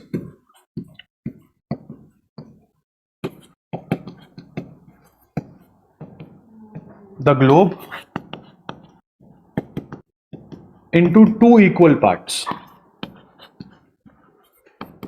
इक्वेटर ग्लोब को 2 समान टुकड़ों में बांट देता है, दैट इज नॉर्दर्न हेमिस्फीयर और सदर्न हेमिस्फीयर। नॉर्दर्न और सदर्न हेमिस्फीयर में इक्वेटर पूरे ग्लोब को डिवाइड करता है। उसके बाद सबसे इंपॉर्टेंट पॉइंट अगर आप देखें, भाई इक्वेटर है 0 degree.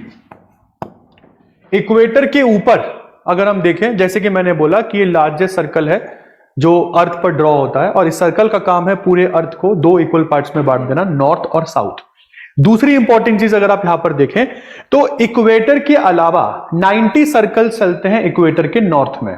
90 circles are in north of equator, जो कि 1-1 डिग्री के डिस्टेंस पर चल रहे हैं। जैसे अगर ये 0 डिग्री है तो अगला सर्कल नॉर्थ में होगा 1 डिग्री नॉर्थ, फिर उसका अगला सर्कल होगा नॉर्थ में जिसको आप बोलेंगे 2 डिग्री नॉर्थ, फिर 3 degree north, 4 degree north, up till 90 degree north. तो 90 डिग्री नॉर्थ तक इक्वेटर से आपके पास 90 सर्कल्स हैं, और उसी तरीके से 90 डिग्री साउथ तक इक्वेटर से आपके पास 90 सर्कल्स हैं। तो 90 सर्कल्स इक्वेटर के नॉर्थ में, 90 सर्कल्स इक्वेटर के साउथ में। एक बहुत इंपॉर्टेंट चीज जो आपको यहां पे समझनी है कि 2 लैटिट्यूड हमेशा आपस में पैरेलल रहती है।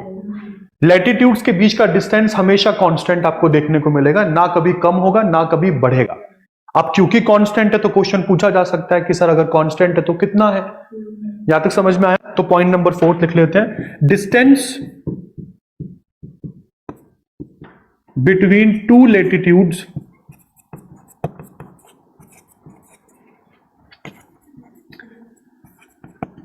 रिमेन्स कांस्टेंट, हमेशा कांस्टेंट रहता है, that is 111 kilometre. 111 kilometre constant distance रहेगा 2 लैटिट्यूड के बीच का। क्यों? अगर रीजन पूछा जाए तो ये दोनों लैटिट्यूड आपस में पैरेलल्स होती हैं। तो इसलिए लेटिट्यूड्स को पैरेलल लाइंस भी कहा जाता है, या इनका पूरा नाम है पैरेलल लेटिट्यूड्स।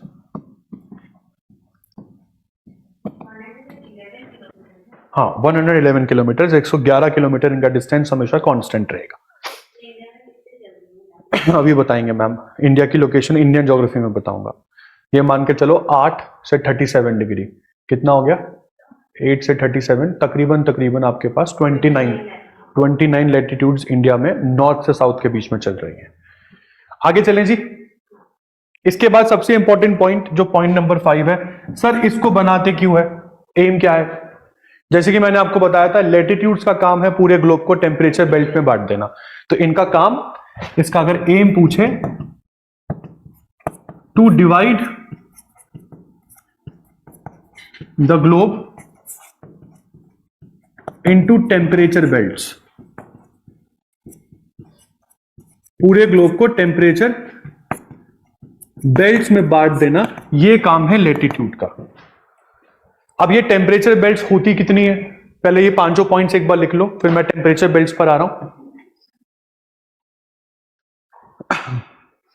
एक छठा पॉइंट इसमें और ऐड होगा, अगर आपसे पूछा जाए टोटल नंबर ऑफ लेटिट्यूड्स बताइए, टोटल नंबर ऑफ लेटिट्यूड्स कितनी होती हैं?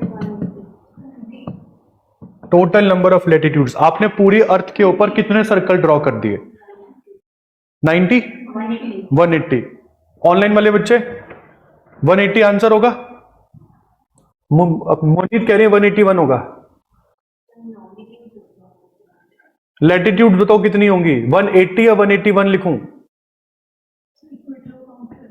चलो जी दिख लेते हैं एक बार। 90 लाइन से इक्वेटर के नॉर्थ में, ऐसा ही है, 90 लाइन से इक्वेटर के साउथ में, और एक इक्वेटर भी तो है, इक्वेटर भी तो सर्कल ही है,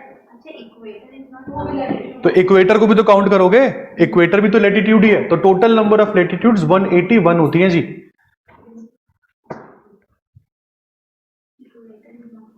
और दो latitude, ma'am equator is a latitude, but this is the largest latitude out of all. हाँ, इसमें आपने इक्वेटर को काउंट नहीं किया। मैंने पहले ही बोल दिया था, इक्वेटर के नॉर्थ में 90 सर्कल्स, याद आ रहा है, इक्वेटर के साउथ में 90 सर्कल्स, मैंने बोलते समय भी यही बोला था। इसमें मैंने इक्वेटर को काउंट ही नहीं किया 90 में। तो अगर आप इक्वेटर को काउंट करेंगे तो 181। और अगर वो आपसे पूछे नंबर ऑफ लेटिट्यूड्स बताइए, बट पोल्स को काउंट नहीं करना है, नंबर ऑफ लेटिट्यूड्स बताइए जिसमें पोल्स काउंटेड ना हो, 179 हो जाएंगे, क्योंकि पोल्स पर दो ही लाइंस है, 90 डिग्री नॉर्थ, 90 डिग्री साउथ, दोनों को हटा दे, तो ऐसे में 181 माइनस 2 179। अगर वो पूछे कि नंबर ऑफ लेटिट्यूड्स बताइए नॉट काउंटिंग द इक्वेटर, तो आंसर 180 हो जाएगा। या तो समझ में आता है जी? तो इस तरीके से एग्जामिनर घुमा के क्वेश्चन पूछ सकता है। इसके बाद आगे चलते हैं। अब मैं टेम्परेचर बेल्ट्स पर आ रहा हूं। टेम्परेचर बेल्ट को पढ़ने के लिए एक सबसे इंपॉर्टेंट चीज समझ लेना, आपको सारी 181 लेटिट्यूड्स को नहीं पढ़ना है। हमने क्या किया है, हमने पूरी 181 लेटिट्यूड्स में से कुछ 5 लेटिट्यूड्स बाहर निकाली हैं, और इन्हीं 5 लेटिट्यूड्स का इस्तेमाल कर हमने पूरे ग्लोब को टेम्परेचर बेल्ट में बांट दिया है। अब ये कौन कौन सी 5 लाइंस है? तो सबसे पहले अपन ने ग्लोब बनाया, जिसमें सेंटर में रखा हम लोगों ने इक्वेटर, इसको बोला इक्वेटर, ये है पहली लाइन। दूसरी लाइन हम लोगों ने ये बना दी, ये है 23.5 डिग्री नॉर्थ, और इस लाइन को कहा गया Tropic of Cancer. Third line आप लोगों ने साउथ में बना दी, which is 23.5 degree south, this is called Tropic of Capricorn.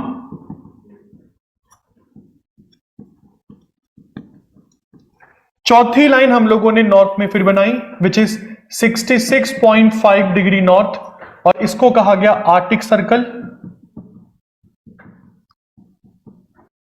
Then we have one more line in the south, which is the last one, 66.5 degree south, और इसको कहा गया अंटार्कटिक सर्कल। केवल ये 5 लाइंस का इस्तेमाल करना है और पूरे ग्लोब को आप लोग टेम्परेचर बेल्ट्स में बांट सकते हैं। कैसे, आइए बांटते हैं। सबसे पहली टेम्परेचर बेल्ट है ट्रॉपिक ऑफ कैंसर से लेके ट्रॉपिक ऑफ कैप्रिकॉन। ग्लोब के ऊपर ये पूरा पोर्शन, इस पूरे पोर्शन को कहा जाता है ट्रॉपिकल बेल्ट। इस पूरे पोर्शन को आप लोग बोलते हैं ट्रॉपिकल बेल्ट। ट्रॉपिकल बेल्ट की एक खास बात बता दूं, दुनिया के जो भी देश ट्रॉपिकल बेल्ट में आते हैं, उस बेल्ट पर आपको कभी भी समर सीजन देखने को नहीं मिलेगा। सॉरी, समर नहीं, विंटर सीजन। विंटर्स आपको कभी देखने को नहीं मिलेंगे। जैसे अगर आप में से कोई साउथ इंडिया से आता है तो that person will be able to tell you better कि साउथ इंडिया में विंटर्स होते ही नहीं है। जब यहाँ पे दिल्ली में 5 degree 6 degree 4 degree Celsius temperature होगा ना, जब हम लोगों का ऑलमोस्ट डॉगी बन रहा होगा इधर, तो एक बार नीचे गोवा में जाना, गोवा में फिर भी लोग सैंडोज पहन के और शॉर्ट्स पहन के घूम रहे होते हैं। वहां पे टेम्परेचर बेरेबल होता है। हाँ, रात में थोड़ी बहुत ठंड हो जाती है, बट इतनी ठंड नहीं जैसे दिल्ली में आपको वुडलैंड के जैकेट चाहिए होती हैं। भाई बहुत ही गजब ठंड होती है। तो जनरली क्या है कि अगर आपकी कंट्री ट्रॉपिकल बेल्ट में आती है तो ट्रॉपिकल बेल्ट्स में आने वाली कंट्री में कोई भी विंटर सीजन देखने को मिलेगा ही नहीं। इतना क्लियर हुआ? आगे चलूं। उसके बाद नेक्स्ट बेल्ट जो है वो है ट्रॉपिक ऑफ कैंसर से लेकर Arctic Circle. Tropic of Cancer से लेकर आर्टिक सर्कल,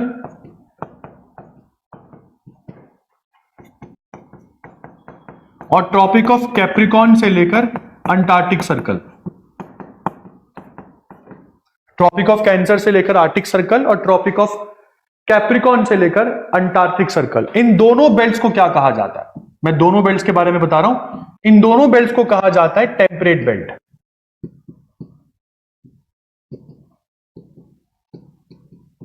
इन दोनों बेल्ट्स को आप लोग टेम्परेट बेल्ट कहते हैं। टेम्परेट बेल्ट के साथ एक सबसे बुरी चीज क्या है कि यहां पर विंटर सीजन प्रोलॉन्ग्ड रहते हैं, प्रोलॉन्ग्ड विंटर्स रहते हैं, और बहुत ही कम समय के लिए समर आपको देखने को मिलता है। अगर हम यूरोपियन कॉन्टिनेंट की बात करें, पूरा की पूरा यूरोपियन कॉन्टिनेंट टेम्परेट बेल्ट में आता है। भाई पूरा यूरोपियन कॉन्टिनेंट की बात करें तो टेम्परेट बेल्ट से शुरू ही होता है यूरोप, और ऊपर 90 डिग्री तक खत्म होता है। इसलिए यूरोप में विंटर सीजन बहुत बहुत गंदे चलते हैं। अगर आपको याद आ रहा हो तो जब रशिया यूक्रेन का वॉर शुरू हुआ था, तब सबसे बड़ी प्रॉब्लम यूरोपियंस के लिए यही थी कि नेचुरल गैस कहां से आएगी, क्योंकि ये लोग अपने हीटर्स गैस से चलाते हैं। भाई इन लोगों के पास सेंट्रली आपके पास सेंट्रल एयर कंडीशन होता है, इनके पास सेंट्रल वार्मर्स लगे होते हैं, और इनके जो सेंट्रल वार्मर्स होते हैं वो नेचुरल गैस से चलते हैं। गैस को बर्न करके घर को गर्म रखते हैं ये लोग, और वो गैस आती थी रशिया से। रशिया ने गैस का एक्सपोर्ट बंद कर दिया था। तो क्यों? क्योंकि समझने वाली बात यहां पर ये है, complete European continent temperate zone में आता है। टेम्परेट जोन की खास बात क्या है? Prolonged winters. विंटर्स काफी लंबे समय तक चलते हैं और समर बहुत ही कम समय के लिए, और वो भी समर जो होंगे वो हार्श समर्स कभी नहीं होते हैं। ऐसे समर्स नहीं होंगे कि सैंडोज पहन के घूम लो। हाँ, जैकेट्स की जरूरत नहीं होगी, बट फिर भी फुल स्लीव्स तो पहनने ही पड़ेंगे आप लोगों को। तो ये है टेम्परेट जोन की बात। उसके बाद तीसरा और आखिरी जोन आता है जिसमें लाइफ ऑलमोस्ट पॉसिबल नहीं है।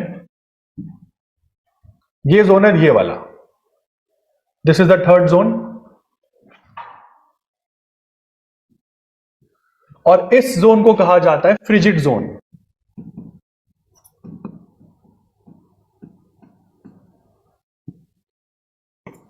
Frigid zone. तो इस तरीके से लैटिट्यूड्स का इस्तेमाल कर आप लोगों ने पूरे ग्लोब को 3 टेम्परेचर बेल्ट्स में बांट दिया। पहला ट्रॉपिकल बेल्ट, दूसरा टेम्परेट बेल्ट, और तीसरा फ्रिजिड बेल्ट या फ्रिजिड जोन। फ्रिजिड जोन में आपके पास आर्टिक सर्कल के अंतर्गत जो आर्टिक ओशन आता है, और अंटार्कटिक सर्कल के नीचे पूरा अंटार्कटिका, ये सारा के सारा फ्रिजिड बेल्ट में आता है। यहां पर हमेशा आपको टेम्परेचर कम दिखेगा और फुल्ली कवर्ड बाय आइस। ज्यादातर ये जो पूरा रीजन है ये बर्फ से ही ढका हुआ रहता है। यहां तक क्लियर हुई? तो इन टोटल 6 पॉइंट्स आप लोगों ने पढ़े मेरे साथ लैटिट्यूड्स का इस्तेमाल कर आप लोग क्या क्या कर सकते हैं।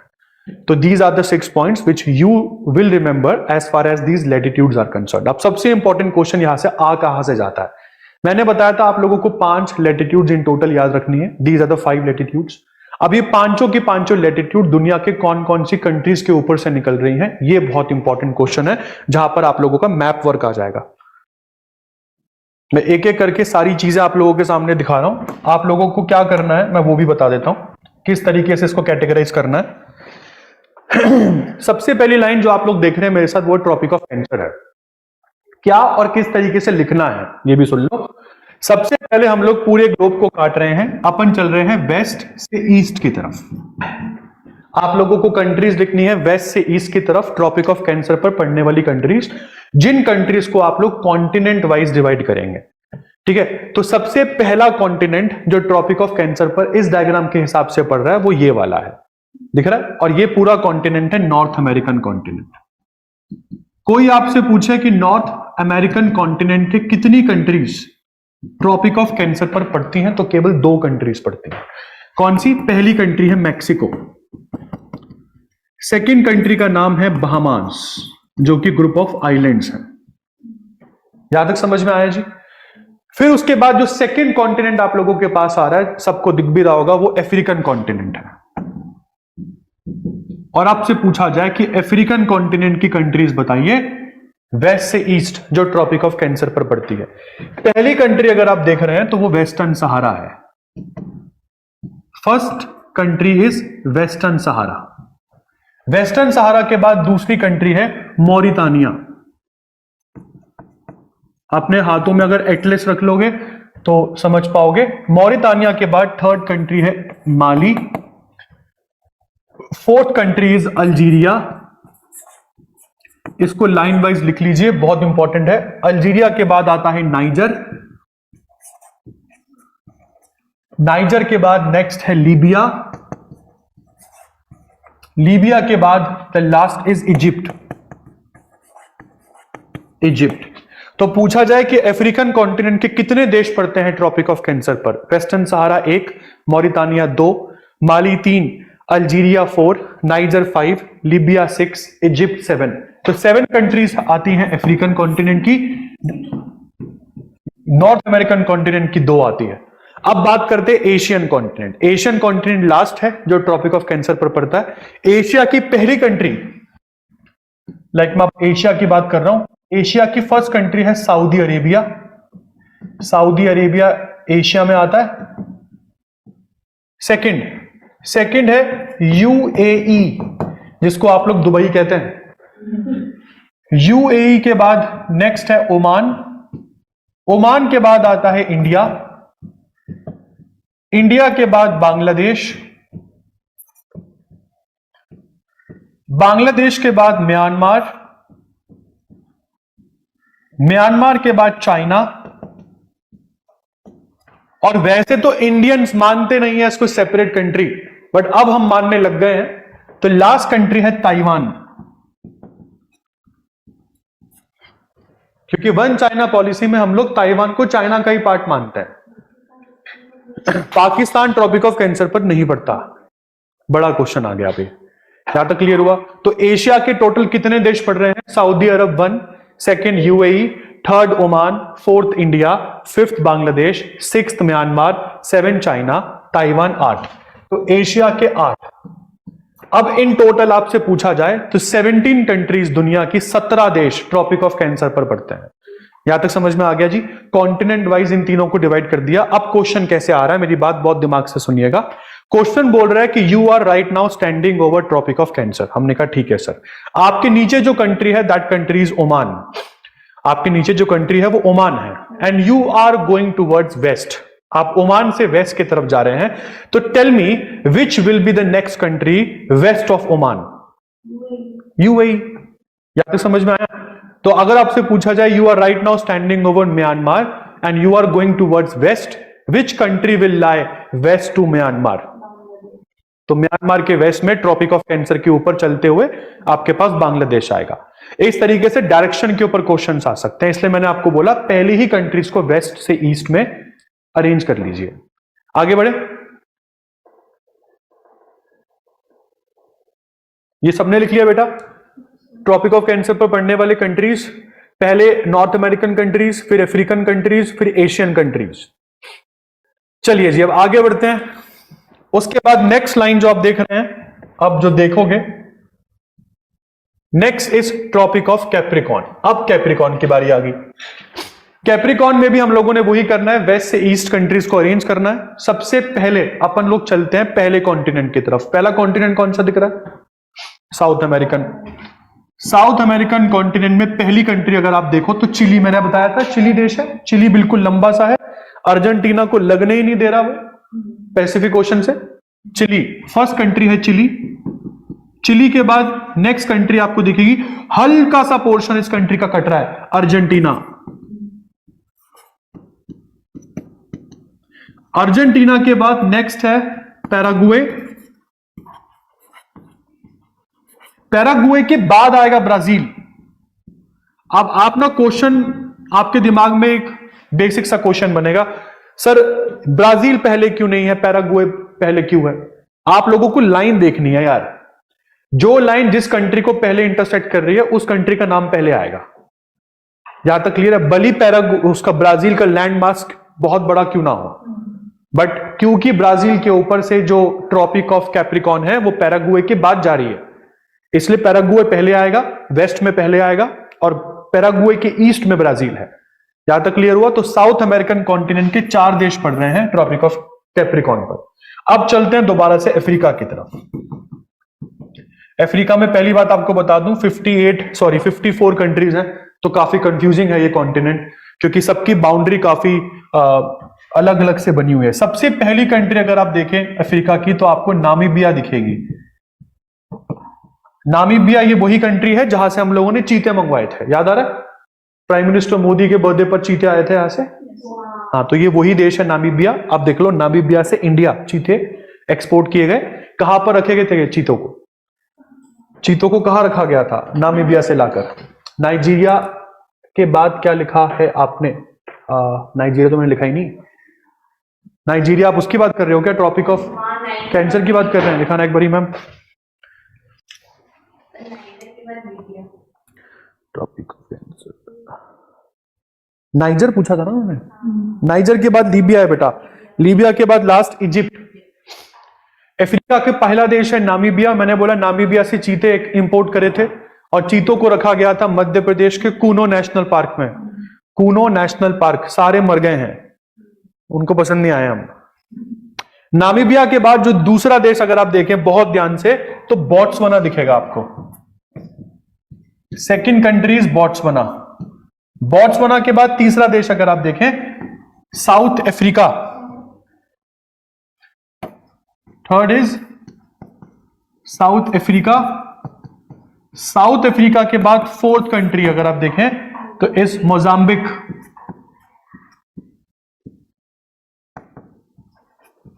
मोजाम्बिक। और फिफ्थ कंट्री, ये कंट्री भी अफ्रीका में ही आती है, जो पूरा आइलैंड है, नाम है मेडागास्कर। मेडागास्कर। अब देखने वाली बात है, क्या Asian continent Tropic of Capricorn पर आता है? नहीं आता। समझ में आया? इसका मतलब एशियन तो है ही नहीं। थर्ड और लास्ट कॉन्टिनेंट है ऑस्ट्रेलिया। ऑस्ट्रेलिया कॉन्टिनेंट कम कंट्री है, तो ऑस्ट्रेलिया काम खत्म हो गया आप लोगों का।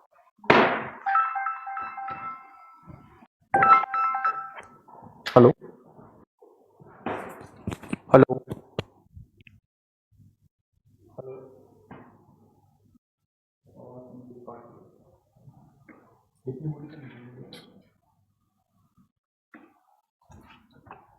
चलिए आगे। तो ये हो गया ट्रॉपिक ऑफ कैप्रिकॉन का पूरा की पूरा मैप आपके पास, सबने लिख लिया बेटा?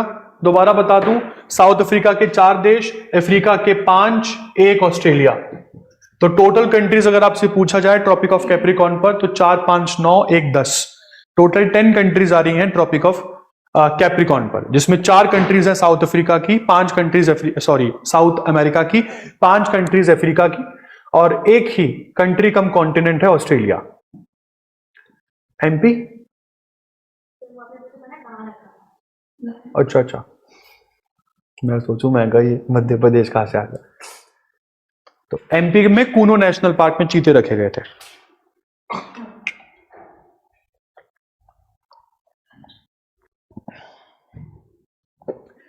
अब चीते कहां से मंगवा रहे हैं हम? ये तो सारे मार दिए हमने कहा चलो निकलो। अब चीते केनिया से आ रहे हैं।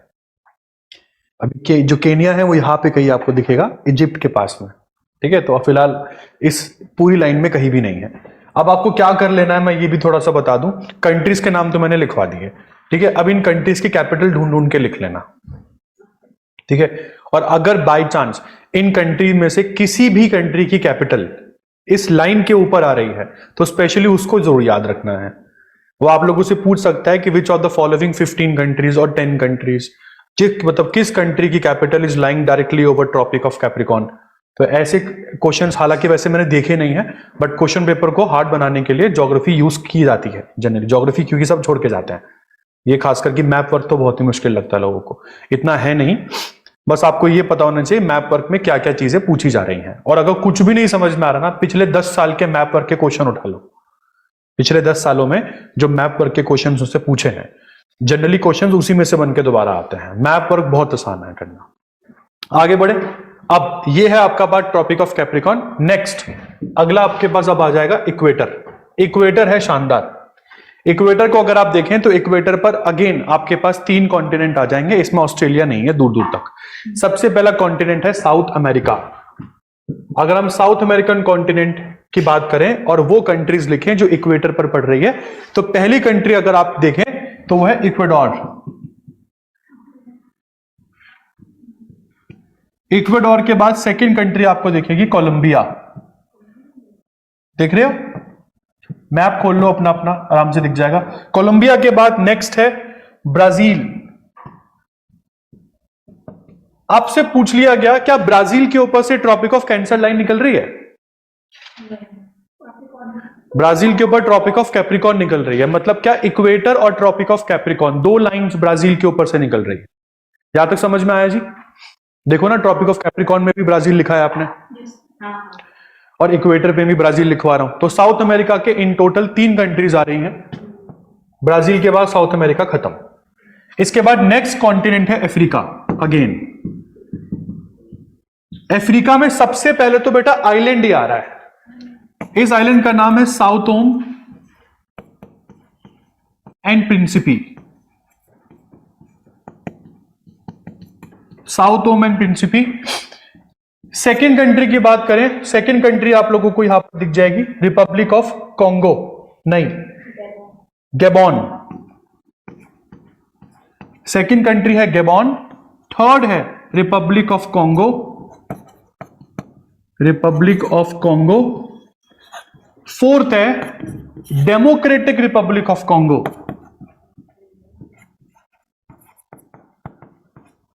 Democratic Republic of Congo, this is fourth. Fifth country के नाम उगांडा।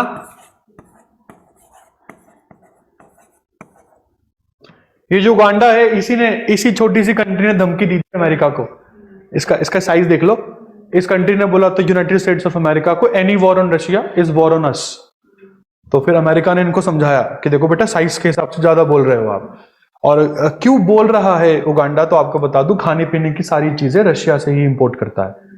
और दूसरी इंपॉर्टेंट चीज, युगांडा के नीचे एक लेक है जो कि पूरे अफ्रीका की सबसे बड़ी लेक है। नाम है इसका लेक विक्टोरिया। लेक विक्टोरिया, और लेक विक्टोरिया से ही निकलती है दुनिया की सबसे लंबी नदी, which is called Nile, river Nile. और लेक विक्टोरिया के नीचे अज्ञात भंडार है क्रूड ऑयल के, मतलब तेल भरा पड़ा है लेक विक्टोरिया के नीचे, इसलिए चिल्लाता है ये उगांडा। कंट्री छोटी सी है, इकोनॉमिक पावर बन सकती है, बट प्रॉब्लम इसके साथ क्या है, भाई के पास रिसोर्सेज नहीं है, मतलब नीचे से तेल निकालने के लिए इसके पास मशीनरीज नहीं है। तो रशिया की हेल्प से तेल निकलता है, और रशिया के पास ऑलरेडी तेल बहुत सारा है, तो युगांडा की जरूरत क्यों ही पड़ेगी। दुनिया में सबसे ज्यादा तेल अगर आप पूछे ना किस कंट्री के पास है, like largest crude oil reserves, तो तेल के मामले में सबसे बेहतरीन कंट्री अगर पूरे वर्ल्ड की बात करें तो साउथ अमेरिका में देश है वेनेजुएला। सुना होगा आप लोगों ने। वेनेजुएला दुनिया में सबसे गरीब देश भी है। यहां पर 20-20 लाख के करेंसी नोट भी छपते हैं, 20 लाख का नोट। अगर आप लोग यहां पर एक डिनर खाने जाएं तो आपको डिनर तकरीबन 30 से 40 लाख वेनेजुएला करेंसी में पड़ेगा। आप लोगों की करेंसी में it would be around 6-7,000 rupees. इनकी करेंसी बहुत ज्यादा ही डीवैल्यू हो चुकी है। वेनेजुएला में प्रॉब्लम क्या है, इनकी खुद की सरकार 2019-18 में वेनेजुएला के प्रेसिडेंट ने घोषणा कर दी थी कि मेरी कंट्री के यूथ को काम करने की जरूरत नहीं है, घर बैठे अपन उनको पेंशन भेजेंगे। सोचो तुम्हारे लिए आइडियल कंट्री है तुम्हारे लिए। तो सारे बैठ गए कि पैसा तो आ ही रहा है। और वेनेजुला की सबसे बड़ी प्रॉब्लम क्या है? रशिया के साथ इनकी नजदीकियां। रशिया को ये गॉड मानते थे और 2019 में मुझे याद है डोनाल्ड ट्रंप हुआ करते थे अमेरिकन प्रेसिडेंट। डोनाल्ड ट्रंप ने वेनेजुला के ऊपर भर भर के सैंक्शन लाद दिए। वेनेजुला में एक कंपनी थी और अमेरिकन कंपनी थी जो तेल निकालती थी इनके लिए। अमेरिकन कंपनी देश छोड़ के चली जाती है और कोई और कंट्री को यहां पर आने नहीं दिया जा रहा है अमेरिका के द्वारा। कौन सी झील के नीचे, like beneath which lake you have the largest known crude oil reserves in the world?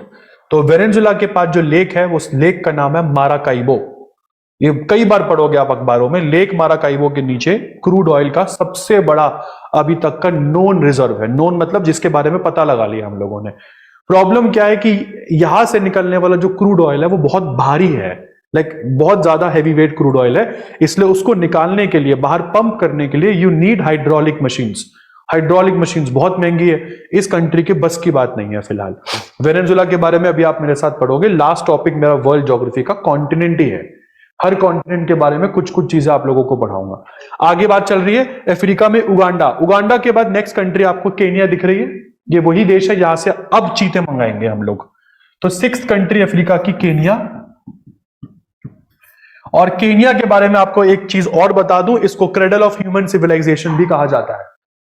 पहला मानव यहीं पर जन्म लिया था, केनिया। उसके ऊपर कंट्री एथियोपिया, मतलब हम जैसे जानवरों की प्रजातियां यहीं से निकली हैं। केनिया के बाद नेक्स्ट कंट्री अगर आप देखें तो ये कंट्री है जो आपका बेसब्री से इंतजार कर रही है। पैसा लेके पहुंचो, ये लूटेंगे। सोमालिया।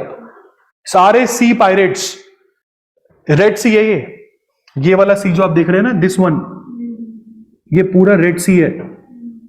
और ये अरेबियन सी। अरेबियन सी से रेड सी में जितने शिप्स जाते हैं सोमालिया के लुटेरे लूटते हैं उसे। तो अब ये नहीं लूट पा रहे हैं क्योंकि इंडियन नेवी का पहरा है यहां पर बहुत ज्यादा। तो यहां से सोमालियन सी पायरेट्स आते हैं स्पीड बोट्स में, एकदम से चढ़ जाते हैं वो कार्गो शिप्स के ऊपर। कई बार तो कार्गो शिप्स के जो वो होते हैं, लाइक जो क्रू मेंबर्स होते हैं, उनको भी मार देते हैं ये लोग बेरहमी से। अभी एक कार्गो शिप के क्रू मेंबर्स को बंदी बना लिया था इन्होंने, हॉस्टेज। इंडियन जो नेवी है वो वहां से निकलती है, मतलब कार्गो शिप्स को बचाने के लिए। और जब इनको पता लगा कि इंडियन नेवी के जवान आ रहे हैं तो ये लोग निकल गए, लाइक इंडियन नेवी के पहुंचने से पहले ही निकल गए शिप से। इंडियन नेवी के पास एक कमांडर्स हैं जिन कमांडर्स को दुनिया में सबसे बेहतरीन माना जाता है। लाइक ये लोग 12-12, 13-13 किलोमीटर ऊंचाई से जंप करते हैं। मैं वो प्लेन्स की बात कर रहा हूं। ये उड़ती हुई मौत है।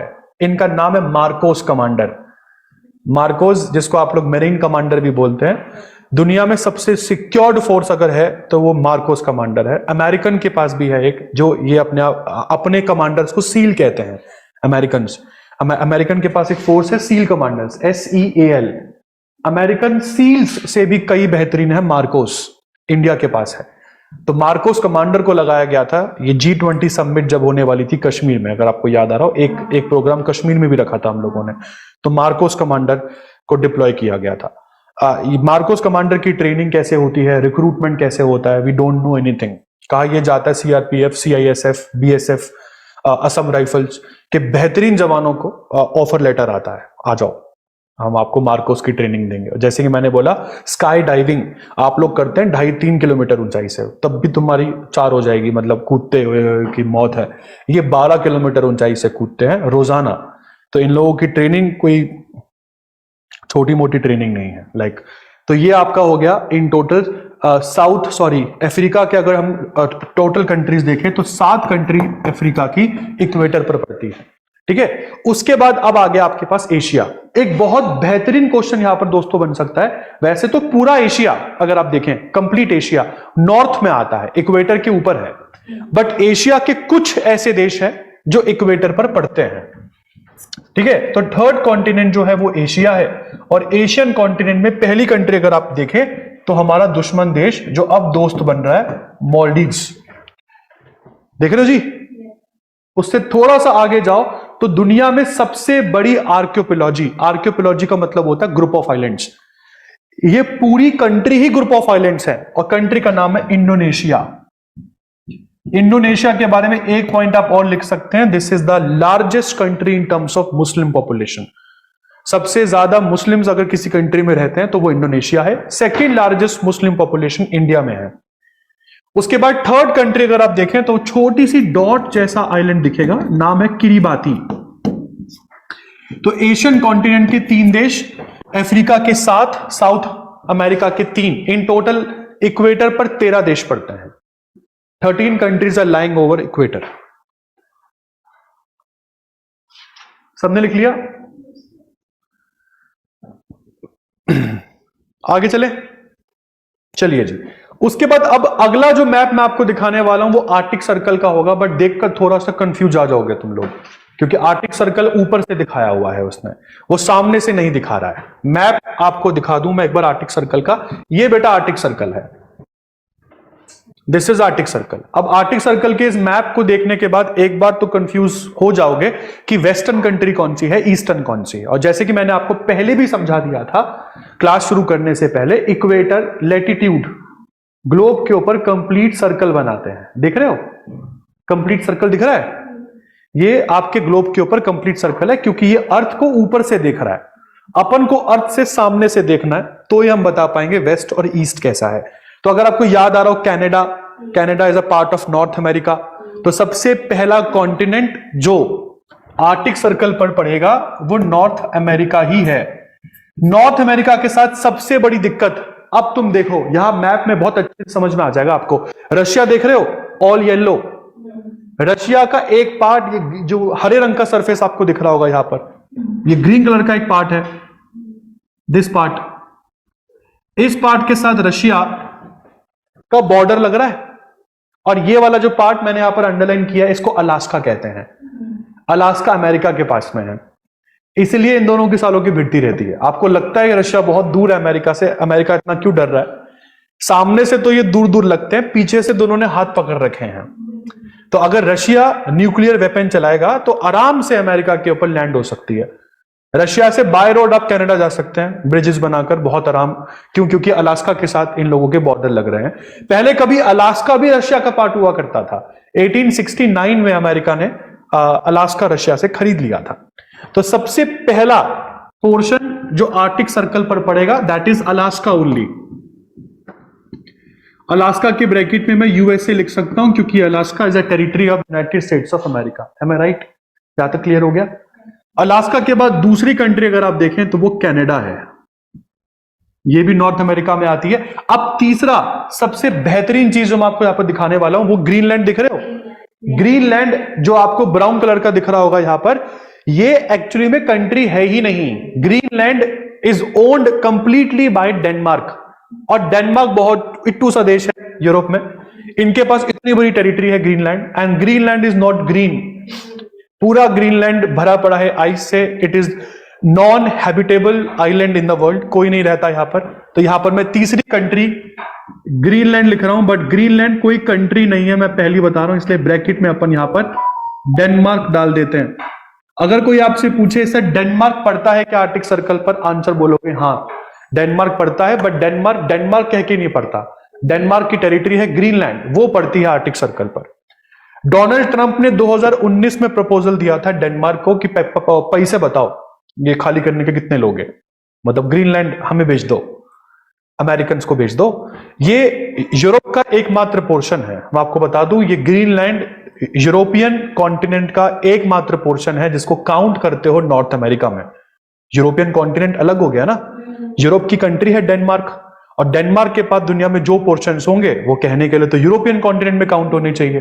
तो ये ग्रीनलैंड है किसी यूरोपियन कंट्री का, बट काउंट आप इसको नॉर्थ अमेरिका में करते हैं। तो ये भी आपसे क्वेश्चन पूछ सकता है क्या, which part of north American continent is counted in north America but it is actually owned by Europeans? तो आंसर यहां पर ग्रीनलैंड आ जाएगा। तो केवल 3 पोर्शन है जो नॉर्थ अमेरिका के आर्टिक सर्कल पर पड़ते हैं। नहीं मैम, नथिंग, ये नॉन हैबिटेबल है, पहले बोल दिया। और अगर ग्रीनलैंड को यूज कर सकते हैं इन फ्यूचर तो ये लोग हाँ यहाँ पर आर्टिफिशियल कॉलोनीज बिछा सकते हैं, आइस को मेल्ट कर सकते हो, उसके बाद लैंड मास आ जाएगा। क्या पता आइस के नीचे आपके पास रेयर अर्थ एलिमेंट्स मिल जाए, इसलिए कोई बेचना नहीं चाह रहा है इसे। इन फ्यूचर कभी अगर डेनमार्क के डेनिश लोगों को लगा कि यार आओ खुदाई करते हैं, कुछ ना कुछ बढ़िया मिलेगा, जैसे अंटार्कटिक सर्कल पर भी रिसर्च लैब्स तो हैं ही आपकी, तो ये तो पूरा ही पोर्शन डेनमार्क के लोगों के पास में है, तो कल को हो सकता है ये इकोनॉमिकली वाइबल हो जाए, इसलिए कोई कंट्री भी जल्दी से बेचना नहीं चाह रही इसे।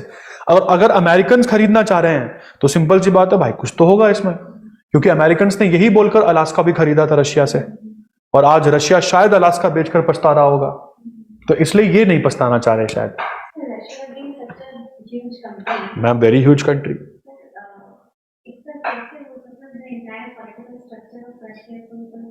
मैम यहाँ पे डेमोक्रेसी है ही नहीं ना, इसलिए रशिया में दुनिया में सबसे ज्यादा टाइमलाइंस जो है वो रशियन कंट्री में ही आते हैं।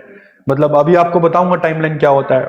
आप अभी इंडिया का टाइम अगर देखो ना मैं, तो अगर मैं गुजरात में रहता हूं और 12 बज रहे हैं गुजरात में इस समय, धूप बिल्कुल मेरे सर के ऊपर है, और इसी समय अगर मैं गुजरात से अरुणाचल प्रदेश फोन लगाऊं तो अरुणाचल प्रदेश भी 12 ही बज रहे होंगे। बट अगर मैं ज्योग्राफिकली अरुणाचल प्रदेश का टाइम निकालूं तो अरुणाचल प्रदेश में ज्योग्राफिकली बजने चाहिए थे 2, जब गुजरात में 12 बजते हैं। ज्यादा टाइम गैप नहीं है ना, मतलब अरुणाचल प्रदेश गुजरात की अपेक्षा 2 घंटे आगे चलता है। रशिया में ये जो टाइम गैप है ये 2 घंटे का नहीं है, ये तकरीबन 7-8 घंटे का है। सोचिए 7-8 घंटे रशिया के एक एंड से दूसरे एंड के बीच में टाइम गैप बहुत ज्यादा है। हाँ, वो भी आपको मैं इंडियन में दिखाऊंगा, जब मैं इंडियन ज्योग्राफी बताऊंगा तब। इंडिया में अभी तो फिलहाल एक ही टाइमलाइन चल रही है, दूसरी टाइमलाइन अगर हम देखें तो वो असम के ऊपर से ही होके निकल रही है, वो जो डिमांड कर रहे हैं, but their demand is not accepted till so far. तो अभी तक एक टाइमलाइन से काम बढ़िया चल रहा है मैम। तो कहां पर था मैंने आपको अभी, नॉर्थ अमेरिका के 3 देश पढ़ाए थे, जिसमें से एक था अलास्का, दूसरा कनाडा, तीसरा ग्रीनलैंड। अब मैं सीधा यूरोप पर आ रहा हूं।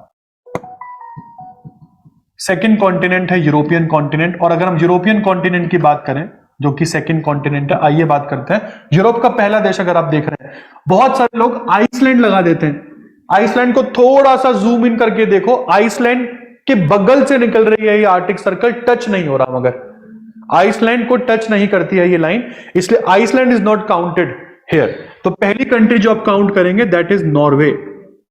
नॉर्वे के बाद स्वीडन, स्वीडन के बाद फिनलैंड, फिनलैंड के बाद आपके पास आता है रशिया।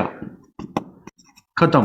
केवल 2 कॉन्टिनेंट्स आते हैं आर्टिक सर्कल के ऊपर, north American continent and European continent. Europe के 4 देश और नॉर्थ अमेरिका के 3, इन टोटल आर्टिक सर्कल पर दुनिया के 7 देश पड़ते हैं। अंटार्कटिक सर्कल पढ़ाऊं क्या?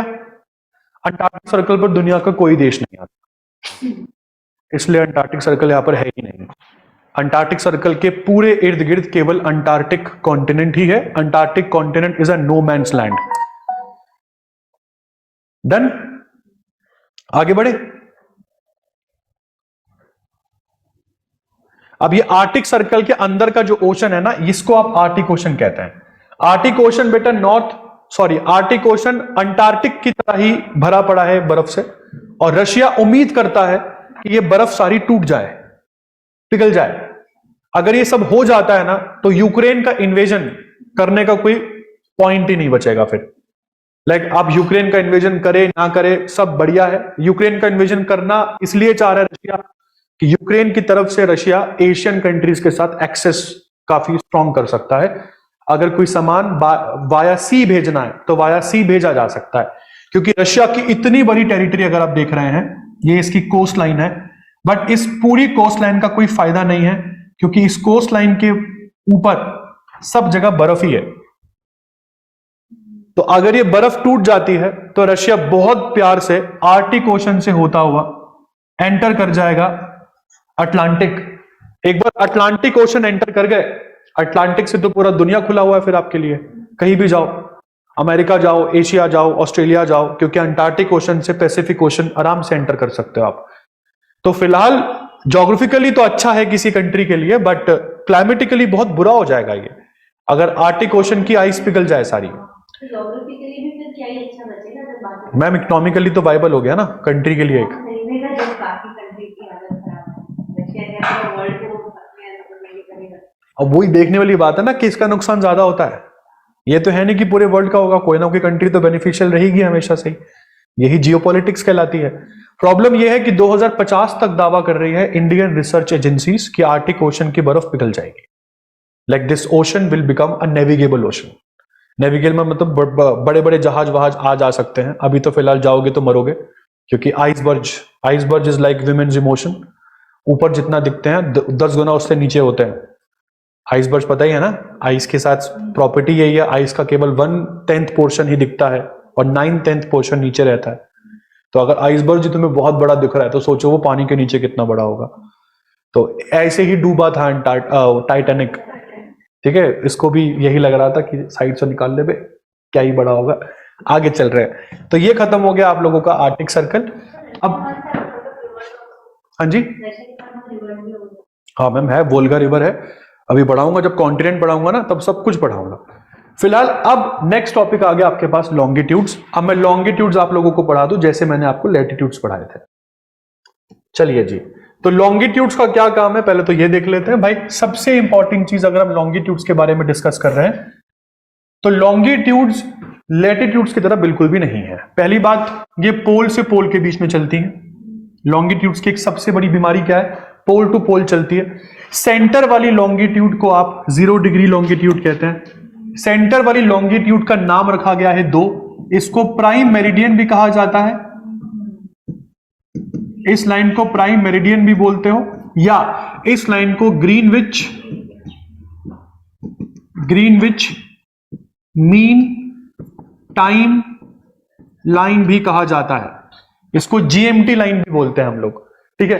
ये हो गया आपके पास लॉन्गिट्यूड। लॉन्गिट्यूड के साथ जैसे कि मैंने बोला ये बिल्कुल भी लैटिट्यूड की तरह नहीं है, पोल टू पोल चलते हैं। तो ये नॉर्थ पोल से शुरू होकर साउथ पोल या साउथ पोल से शुरू होकर नॉर्थ पोल, कुछ इस तरीके से पूरे ग्लोब पर लॉन्गिट्यूड्स चलती हैं। क्लियर हो रहा हूं मैं? अगर कुछ इस तरीके से लॉन्गिट्यूड चल रही है तो मैं भी एक क्वेश्चन पूछूंगा, उसका जवाब आप लोग देना। ये बात तो सबको समझ में साफ साफ दिख ही रही होगी कि जो लॉन्गिट्यूड्स है ये पैरेलल तो नहीं है। लॉन्गिट्यूड्स लैटिट्यूड की तरह आपस में पैरेलल तो नहीं दिख रही हैं। और जो लाइन पैरेलल नहीं होती है इसका मतलब उसके बीच का जो डिस्टेंस है वो कम और ज्यादा होता रहता है। तो कोई मुझे बता सकता है कि 2 लॉन्गिट्यूड के बीच का डिस्टेंस सबसे ज्यादा कहां पर दिख रहा है? सबसे ज्यादा कहां पर है और सबसे कम किधर है? सबसे कम तो चलो पोल्स पर है, सबसे कम तो पोल्स पर दिख रहा है। सबसे ज्यादा किधर है? इक्वेटर पर दिखेगा। देखो ना, इक्वेटर के पास आके ये 2 लॉन्गिट्यूड के बीच का डिस्टेंस सबसे ज्यादा यहीं पर हो रहा है। इक्वेटर को जैसे ही क्रॉस करोगे नॉर्थ या साउथ में तो 2 लॉन्गिट्यूड के बीच का डिस्टेंस कम होता जा रहा है। यहां तक क्लियर हुआ जी? तो एक एक करके मैं लॉन्गिट्यूड्स के बारे में लिखवा रहा हूं। जो पॉइंट रह जाए वो प्लीज मुझे बता देना, क्योंकि लैटिट्यूड में जो 5 पॉइंट्स आप लोगों ने मेरे साथ लिखे थे, 6 पॉइंट्स, वही 6 पॉइंट्स मैं यहां पर आपको उसमें लॉन्गिट्यूड्स के लिए पढ़ा रहा हूं, ठीक है। सबसे पहला पॉइंट मैंने क्या लिखवाया था,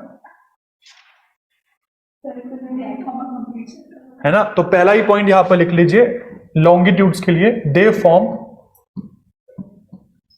अ सेमी सर्कल। ये कंप्लीट सर्कल बना ही नहीं रहे हैं, they form a semicircle over earth. Earth के ऊपर सेमी सर्कल बनाते हैं। Second point, centre most longitude, जो सेंटर मोस्ट लॉन्गिट्यूड है इसको कहा जाता है prime meridian, is called prime. Centre most longitude is called prime meridian और जीएमटी लाइन, प्राइम मेरिडियन और GMT line. Third point, GMT line का काम क्या है या प्राइम मेरिडियन का काम क्या है? प्राइम मेरिडियन हो या जीएमटी हो, ये पूरे ग्लोब को 2 पार्ट्स में बांट देती है, जैसे इक्वेटर के बारे में लिखवाया था, नॉर्थ और south.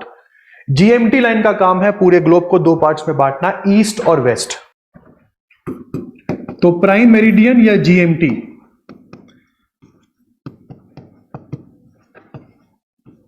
divides the earth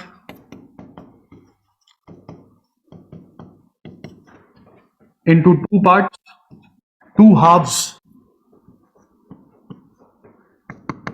that is eastern hemisphere और वेस्टर्न हेमिस्फीयर।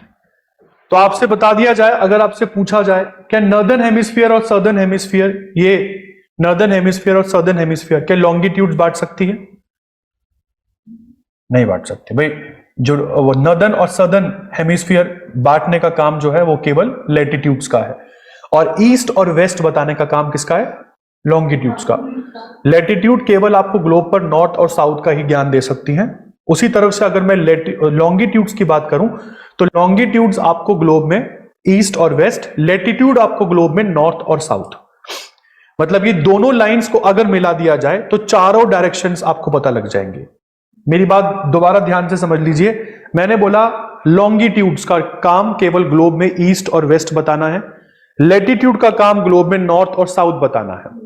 चारों डायरेक्शंस पता करनी है तो लॉन्गिट्यूड और लैटिट्यूड दोनों को आपस में मिला दिए तो आपको नॉर्थ साउथ ईस्ट वेस्ट चारों डायरेक्शंस पता लग जाएंगे। यहां तक क्लियर है? अब जैसे मैंने वहां पर आपको बताया था कि सेंटर मोस्ट लाइन इक्वेटर थी, अगर आपको याद आ रहा हो, और मैंने बोला इक्वेटर के ऊपर 90 सर्कल्स, इक्वेटर के नीचे 90 सर्कल्स 1-1 डिग्री पर चल रहे थे। यहां तक क्लियर हुआ? यहां पर ठीक उसका उल्टा है। यहां पर prime meridian line centre most line है। प्राइम मेरिडियन के ईस्ट में सेमी सर्कल्स दिखेंगे, आधे आधे सर्कल्स। सेमी सर्कल्स अपना 180 अपना 180 से जो सेमी सर्कल्स है वो प्राइम मेरिडियन के ईस्ट में होंगे, और वैसे ही 180 सेमी सर्कल्स प्राइम मेरिडियन के वेस्ट में आपको देखने को मिलेंगे at the distance of 1 degree. जैसे प्राइम मेरिडियन हो गया 0 डिग्री, तो प्राइम मेरिडियन के ईस्ट में अगर आप जाओगे तो पहला सर्कल होगा 1 डिग्री ईस्ट, फिर होगा 2 डिग्री ईस्ट, फिर 3 डिग्री ईस्ट। मतलब 1 डिग्री के डिस्टेंस पर आपको 180 सर्कल्स दिखेंगे ईस्ट में, और वैसे ही 1 डिग्री के डिस्टेंस पे 180 सर्कल्स वेस्ट में दिखेंगे। यहां तक क्लियर हुआ जी? अब fourth important point, total number of longitudes. बताइए जी, टोटल नंबर ऑफ लॉन्गिट्यूड्स कितनी है? इसको समझने के लिए ना अपन पहले एक ग्राफ ही ले लेते हैं। चलो एक मैं पीस ऑफ पेपर ले रहा हूं। मैंने बोला ये सेंटर वाली लाइन जो है ये प्राइम मेरिडियन है, और मैंने बोला प्राइम मेरिडियन के ईस्ट में आपके पास 180 लाइंस है, जिसमें लास्ट लाइन जो है वो है 180 डिग्री ईस्ट, ठीक है। और प्राइम मेरिडियन के वेस्ट में आपके पास 180 लाइन है, लास्ट लाइन जो है वो है 180 डिग्री वेस्ट। तो अब मुझे बताइए टोटल नंबर ऑफ लॉन्गिट्यूड्स कितनी होंगी? प्रीति ने बोला 361, 361, ऐसा ही है। चलो एक बार काउंट कर लेते हैं। अभी तो ये पीस ऑफ पेपर आपके सामने अनफोल्डेड है। जब आप इसको ग्लोब की तरफ फोल्ड कर देंगे तो ये 180 वाली जो लाइन है ये आपस में कोइंसाइड हो जाएंगे, एक के ऊपर एक आ जाएंगे। इसका मतलब आप 180 वाली लाइन को 2 बार काउंट कर रहे हैं जी। मेरी बात दिमाग से समझना। 180 लाइंस मैंने बोला वेस्ट में है, 180 लाइंस ही ईस्ट में है, ऐसा ही है। एक लाइन है प्राइम मेरिडियन, और क्योंकि 180 वाली लाइन को 2 बार काउंट कर रहे हैं तो -1 कर दे रहा हूं मैं यहां पर। यहां तक समझ में आया? आंसर कितना हुआ? तो टोटल नंबर ऑफ लॉन्गिट्यूड्स अगर वो पूछे तो यहां पर आपके पास आंसर 360 है। इसको 361 मत कर देना, 360। अब 5वां पॉइंट इंपॉर्टेंट, सर बनाते क्यों है? लॉन्गिट्यूड्स को बनाने का काम क्या है? लैटिट्यूड तो समझ में आ गया, टेम्परेचर बताता था लैटिट्यूड, कौन सी कंट्री ठंडी है कौन सी गर्म है। लॉन्गिट्यूड क्या बताएगा? लॉन्गिट्यूड बताता है टाइम इवैल्यूएशन। तो यहां पर अगर मैं एम, लॉन्गिट्यूड का एम अगर आपसे पूछा जाए तो एम है टाइम इवैल्यूएट करना। टाइम इवैल्यूएट करना मतलब आज भारत में इस समय बज रहे हैं 1:50।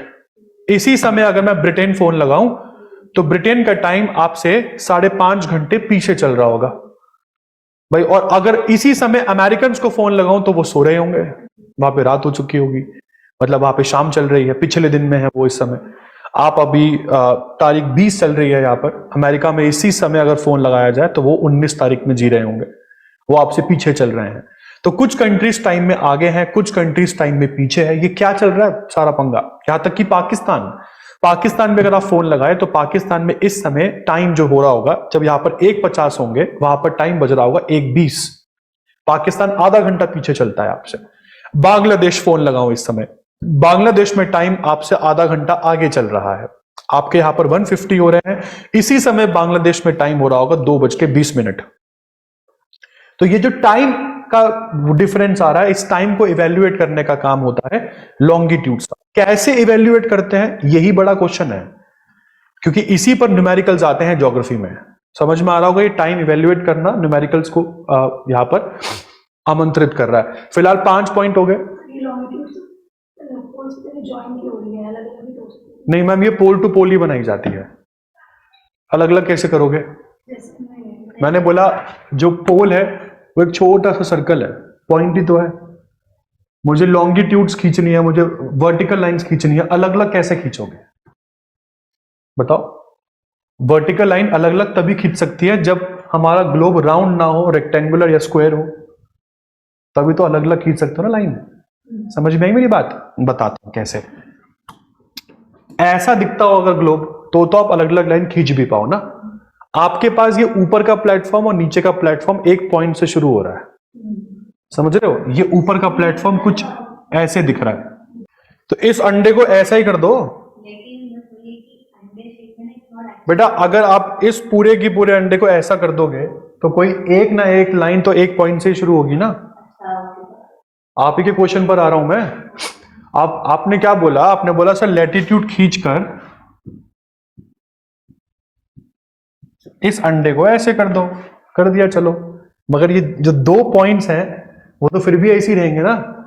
अब जो लॉन्गिट्यूड्स होंगी वो पॉइंट से शुरू होंगी, कोई ना कोई एक लाइन तो पॉइंट से शुरू होगी ना।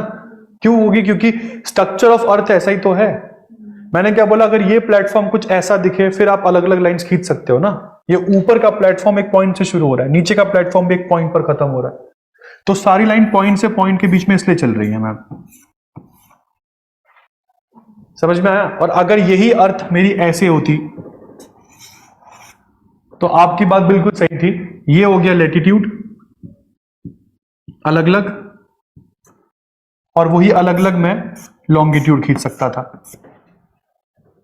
अब इस पूरे की पूरे स्क्वायर को हमारी अर्थ वाली फॉर्मेट में कन्वर्ट करो। ये लाइंस तो ऐसी ही रहेंगी हॉरिजॉन्टल, वर्टिकल लाइंस कन्वर्ज नहीं हो जाएगी एक पॉइंट पर आकर, इसलिए कन्वर्ज्ड है। आगे चलूं? हाँ, छठा पॉइंट यहां पे रह गया। छठा पॉइंट है सर, क्योंकि साफ साफ दिख रहा है कि ये दोनों मतलब लॉन्गिट्यूड जो है ये पैरेलल तो होती नहीं है, इसका मतलब इनके बीच का डिस्टेंस कम और ज्यादा होता चला जाता है। तो यहां पे 6th और लास्ट पॉइंट में लिख देता हूं, these lines are not parallel, these lines are not parallel. और जो लाइंस पैरेलल नहीं होती हैं उनके बीच का डिस्टेंस मिनिमम और मैक्सिमम दोनों हो सकता है। तो 2 लॉन्गिट्यूड्स के बीच का मिनिमम डिस्टेंस अगर पूछे आपसे, मिनिमम डिस्टेंस है पोल्स के ऊपर, कितना मिनिमम? 0 सेंटीमीटर, मतलब पॉइंट से ही शुरू हो रही है तो बिल्कुल जो डिस्टेंस होगा वो 0 ही होगा। और मैक्सिमम डिस्टेंस की बात करें, 2 लॉन्गिट्यूड के बीच का मैक्सिमम डिस्टेंस है इक्वेटर के ऊपर। और आपसे पूछा जाए सर कितना है मैक्सिमम, कितना है? दैट इज 111.32 किलोमीटर, 111.32 किलोमीटर का मैक्सिमम डिस्टेंस है 2 लॉन्गिट्यूड के बीच। और जैसे कि मैंने आपको बताया था 2 लैटिट्यूड के बीच का डिस्टेंस हमेशा कांस्टेंट रहता है, यहां पर ऐसा नहीं है। समझ में आ गया? ये 6 पॉइंट्स लॉन्गिट्यूड के हैं, 6 ही पॉइंट्स आपने लैटिट्यूड के लिखे थे। अब लॉन्गिट्यूड का लैटिट्यूड का एम तो मैंने आपको बता दिया था, जो मैंने आपको बोला टेम्परेचर बेल्ट्स में पूरी अर्थ को बांटता है। टेम्परेचर बेल्ट आपने 3 तरह की मेरे साथ लिख ली, यही हो गया ना। अब लॉन्गिट्यूड का जो एम है टाइम इवेल्युएशन, इसको समझ लेते हैं कि ये टाइम कैसे इवेल्युएट करता है। देखो यार, एग्जाम क्या बोल रहा है, क्वेश्चन बोल रहा है कि सर ये ग्लोब है और हमको पता है कि हमारी पृथ्वी एक्सिस पर घूमती है, ठीक है? कितने टाइम में घूमती है? 24 घंटे में हमारी अर्थ एक्सिस पे खड़ा खड़ा एक राउंड पूरा कर लेती है। यहां तक समझ में आया? अब 24 घंटे में आपसे पूछूं मैं कि हमारी अर्थ पूरा एक सर्कल कंप्लीट कर लेती है, तो क्या मैं ये लिख सकता हूं, मतलब अगर इसको मैथमेटिक्स में लिखना चाहूं तो क्या मैं ये लिख लेता हूं कि हमारी अर्थ 360 डिग्री 24 घंटे में घूम जाती है? लिख सकता हूं। अब इसी को सॉल्व कर लिया जाए इसी को सॉल्व कर लो।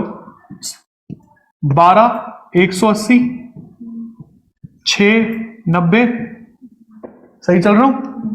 3 45 1 15। भाई एक तो था 360 बराबर 24, अब क्या आ रहा है 15 डिग्री बराबर 1 घंटा। इसका मतलब क्या, मैंने अभी आप लोगों को बताया था कि हमारी ग्लोब के ऊपर 360 लाइंस हैं और ये सारी लाइन 1 डिग्री के डिस्टेंस पर है।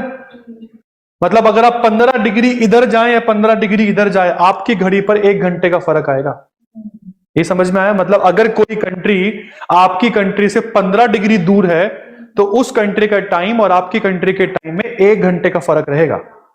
अब सबसे बड़ा क्वेश्चन, यार ये टाइम आगे चलेगा या पीछे चलेगा? ये तो समझ में आ गया कि चलो अगर कोई कंट्री हमारी कंट्री से 15 डिग्री दूर है तो उस कंट्री के टाइम में और हमारी कंट्री के टाइम में मोटा मोटा 15 डिग्री के मतलब 1 घंटे का फर्क आएगा। बट ये 1 घंटा आगे चलेगा या पीछे चलेगा, इसको ही तो समझना है ना। बट उससे पहले इस 15 डिग्री को थोड़ा सा और इवेल्युएट कर लेते हैं। 15 डिग्री अगर 1 घंटे के बराबर है तो मैं 15 डिग्री को 60 मिनट लिख सकता हूं। और जैसे 15 डिग्री को 60 मिनट लिखोगे, 15 के टेबल में 64 टाइम्स आता है, तो मैं क्या लिख सकता हूं सेकंड इक्वेशन में कि 1 डिग्री 4 मिनट के बराबर होती।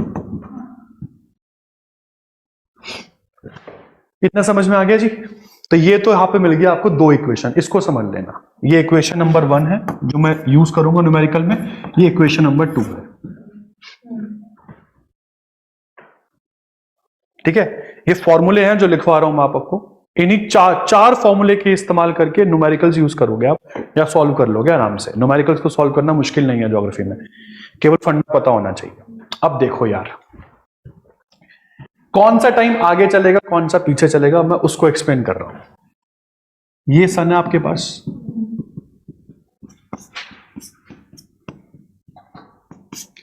मान के चलो ये अर्थ है, ये हो गया प्राइम मेरिडियन, ये वेस्टर्न पोर्शन, ये ईस्टर्न पोर्शन। ठीक है, इस समय मैं दिन ले रहा हूं 20 अगस्त चल रही है। जो वाला पोर्शन सन के सामने होगा वहां पे दिन होगा ना, तो मैं अभी यहां पे लिख सकता हूं कि वेस्टर्न पार्ट में सर 20 अगस्त का दिन चल रहा है और ईस्टर्न वाले पार्ट में क्योंकि पीछे है तो 20 अगस्त की रात होगी। आपके सामने ही है ना, अभी मैंने आपके सामने अपने जो अर्थ है उसको इमेजिन कर लिया। मैंने यहां पर बोला यहां पे 20 अगस्त का दिन होगा क्योंकि वेस्टर्न वाला पोर्शन सन के सामने है और ईस्ट वाला पीछे है, तो यहां पे रात है, तो यहां पे 20 अगस्त की रात होगी। क्लियर हुआ? हमारी अर्थ क्योंकि वेस्ट से ईस्ट घूम रही है, ठीक 12 घंटे के बाद ईस्ट वाला पोर्शन सामने आ जाएगा। उसको दोबारा बना लेता हूं। ठीक 12 घंटे के बाद ये ईस्ट वाला पोर्शन सामने आ गया और ये वेस्ट वाला पोर्शन पीछे चला गया। ऐसा ही था। अब क्योंकि ईस्ट वाले पोर्शन में 20 अगस्त की रात होगी, तो अगली सुबह कौन से दिन की होगी अब ईस्ट वाले में? तो ईस्ट वाले पोर्शन में इस समय दिन होगा बट 21 अगस्त का, ऐसे ही बताया। और वेस्ट वाले पोर्शन में पहले 20 अगस्त का दिन था, तो क्या हो जाएगा? वेस्ट वाले पोर्शन में 20 अगस्त की नाइट हो जाएगी। ऐसा ही है। अब मैं आपसे बोलूं कि अर्थ का कौन सा वाला पोर्शन समय में आगे चल रहा है, बता पाओगे? ईस्ट वाला आगे चल रहा है। सबको समझ में आ रही बात मेरी? ये वाला डायग्राम 12 घंटे के बाद समझाया मैंने, आफ्टर 12 आवर्स, जब अर्थ की साइड्स स्विच हो जाएंगी। यहां तक क्लियर हुआ? अब इस पूरे डायग्राम को समझकर, इस पूरे डायग्राम को मैं 2 पॉइंट्स में कंक्लूड कर सकूं तो करूंगा आपके सामने। मैंने क्या बोला? अगर कोई इंसान ईस्ट से वेस्ट जा रहा है, ईस्ट से वेस्ट, तो आप समय में आगे जा रहे हो या पीछे जा रहे हो? दोबारा समझ के चलना। ईस्ट से वेस्ट की तरफ मूव कर रहे हो आप लोग, तो आप टाइम में आगे जा रहे हो या पीछे जा रहे हो? डायग्राम में देखो ना, ईस्ट में चल रहा है 21 अगस्त, वेस्ट में चल रहा है 20 अगस्त। आप ईस्ट से वेस्ट में जा रहे हो तो 21 से 20 अगस्त की तरफ जा रहे हो। टाइम में आगे जा रहे हो पीछे जा रहे हो? पीछे जा रहे हो ना यार। डायग्राम के हिसाब से पूछा ना मैंने। ये बात सबको समझ में आई? मैं मान के चल रहा हूं कि अर्थ पर टाइम स्टैटिक है, मैं अभी ये समझ तभी पाओगे जब मान के चलो कि टाइम रुक गया है, हाइपोथेटिकल सिचुएशन है, नहीं रुक सकता है, बट मेरे को समझाना है तो मैं रोक रहा हूं टाइम को। टाइम रुक गया है और रुके हुए टाइम में आपको बोल रहा हूं, आप ईस्ट से वेस्ट में जा रहे हो तो टाइम में पीछे जा रहे हो ना आप, तो इसका मतलब ईस्ट से वेस्ट अगर आप जाओगे तो आप टाइम को माइनस करोगे, पीछे जाना मतलब माइनस करना, और वही अगर आप वेस्ट से ईस्ट जाओगे तो सिमिलरली टाइम को प्लस करोगे। ये थी इक्वेशन नंबर 3। केवल ये 3 इक्वेशन समझ लो, काम तुम्हारा हो गया। कैसे? अब देखो, सुनो मेरी बात। मोटा मोटा इस वाले इक्वेशन से मैंने ये पॉइंट समझा कि जो कंट्री मेरी ईस्ट में है ना, ईस्ट में, वो मेरे से आगे चल रही है टाइम में। भाई यही तो है, क्योंकि ईस्ट में टाइम आगे चल रहा है, और जो कंट्रीज मेरे वेस्ट में है वो टाइम में पीछे चल रही है। अगर अब सोच के चलो, उसने बोला बांग्लादेश, बांग्लादेश इंडिया के ईस्ट में है ना, समझ में आया? इसलिए बांग्लादेश हमारे टाइम से आगे चल रहा है ना। पाकिस्तान हमसे वेस्ट में है, इसलिए पाकिस्तान का टाइम पीछे चलता है। अब जो कंट्री जितना डिग्री पीछे है उसके हिसाब से आप उसका टाइम कैलकुलेट कर सकते हो। जैसे अगर कोई कंट्री आपसे 15 डिग्री ईस्ट में है और इस समय टाइम हो रहा है ठीक क्या कहते हैं 150 मान लेते हैं, तो उस कंट्री में टाइम बजेगा 2:50, क्योंकि वो कंट्री 15 डिग्री आगे है आपसे। और अगर कोई कंट्री 15 डिग्री पीछे है आपसे और यहाँ पे टाइम 150 हो रहा है, तो उसकी कंट्री में 12:50 बज रहे होंगे। यहां तक समझ में आया? फिलहाल ये 4 स्टेटमेंट्स याद कर लो। इन चारों स्टेटमेंट को यूज करके न्यूमेरिकल्स नेक्स्ट क्लास में पढ़ाऊंगा, ठीक है? अभी तक समझ में आ गया? मैम ये चारों पॉइंट कैसे निकाले, समझ में आ गया? ये फंडा समझ में आया? पहले तो यही बताओ। अगर ये नहीं समझ में आया तो दोबारा समझ लो।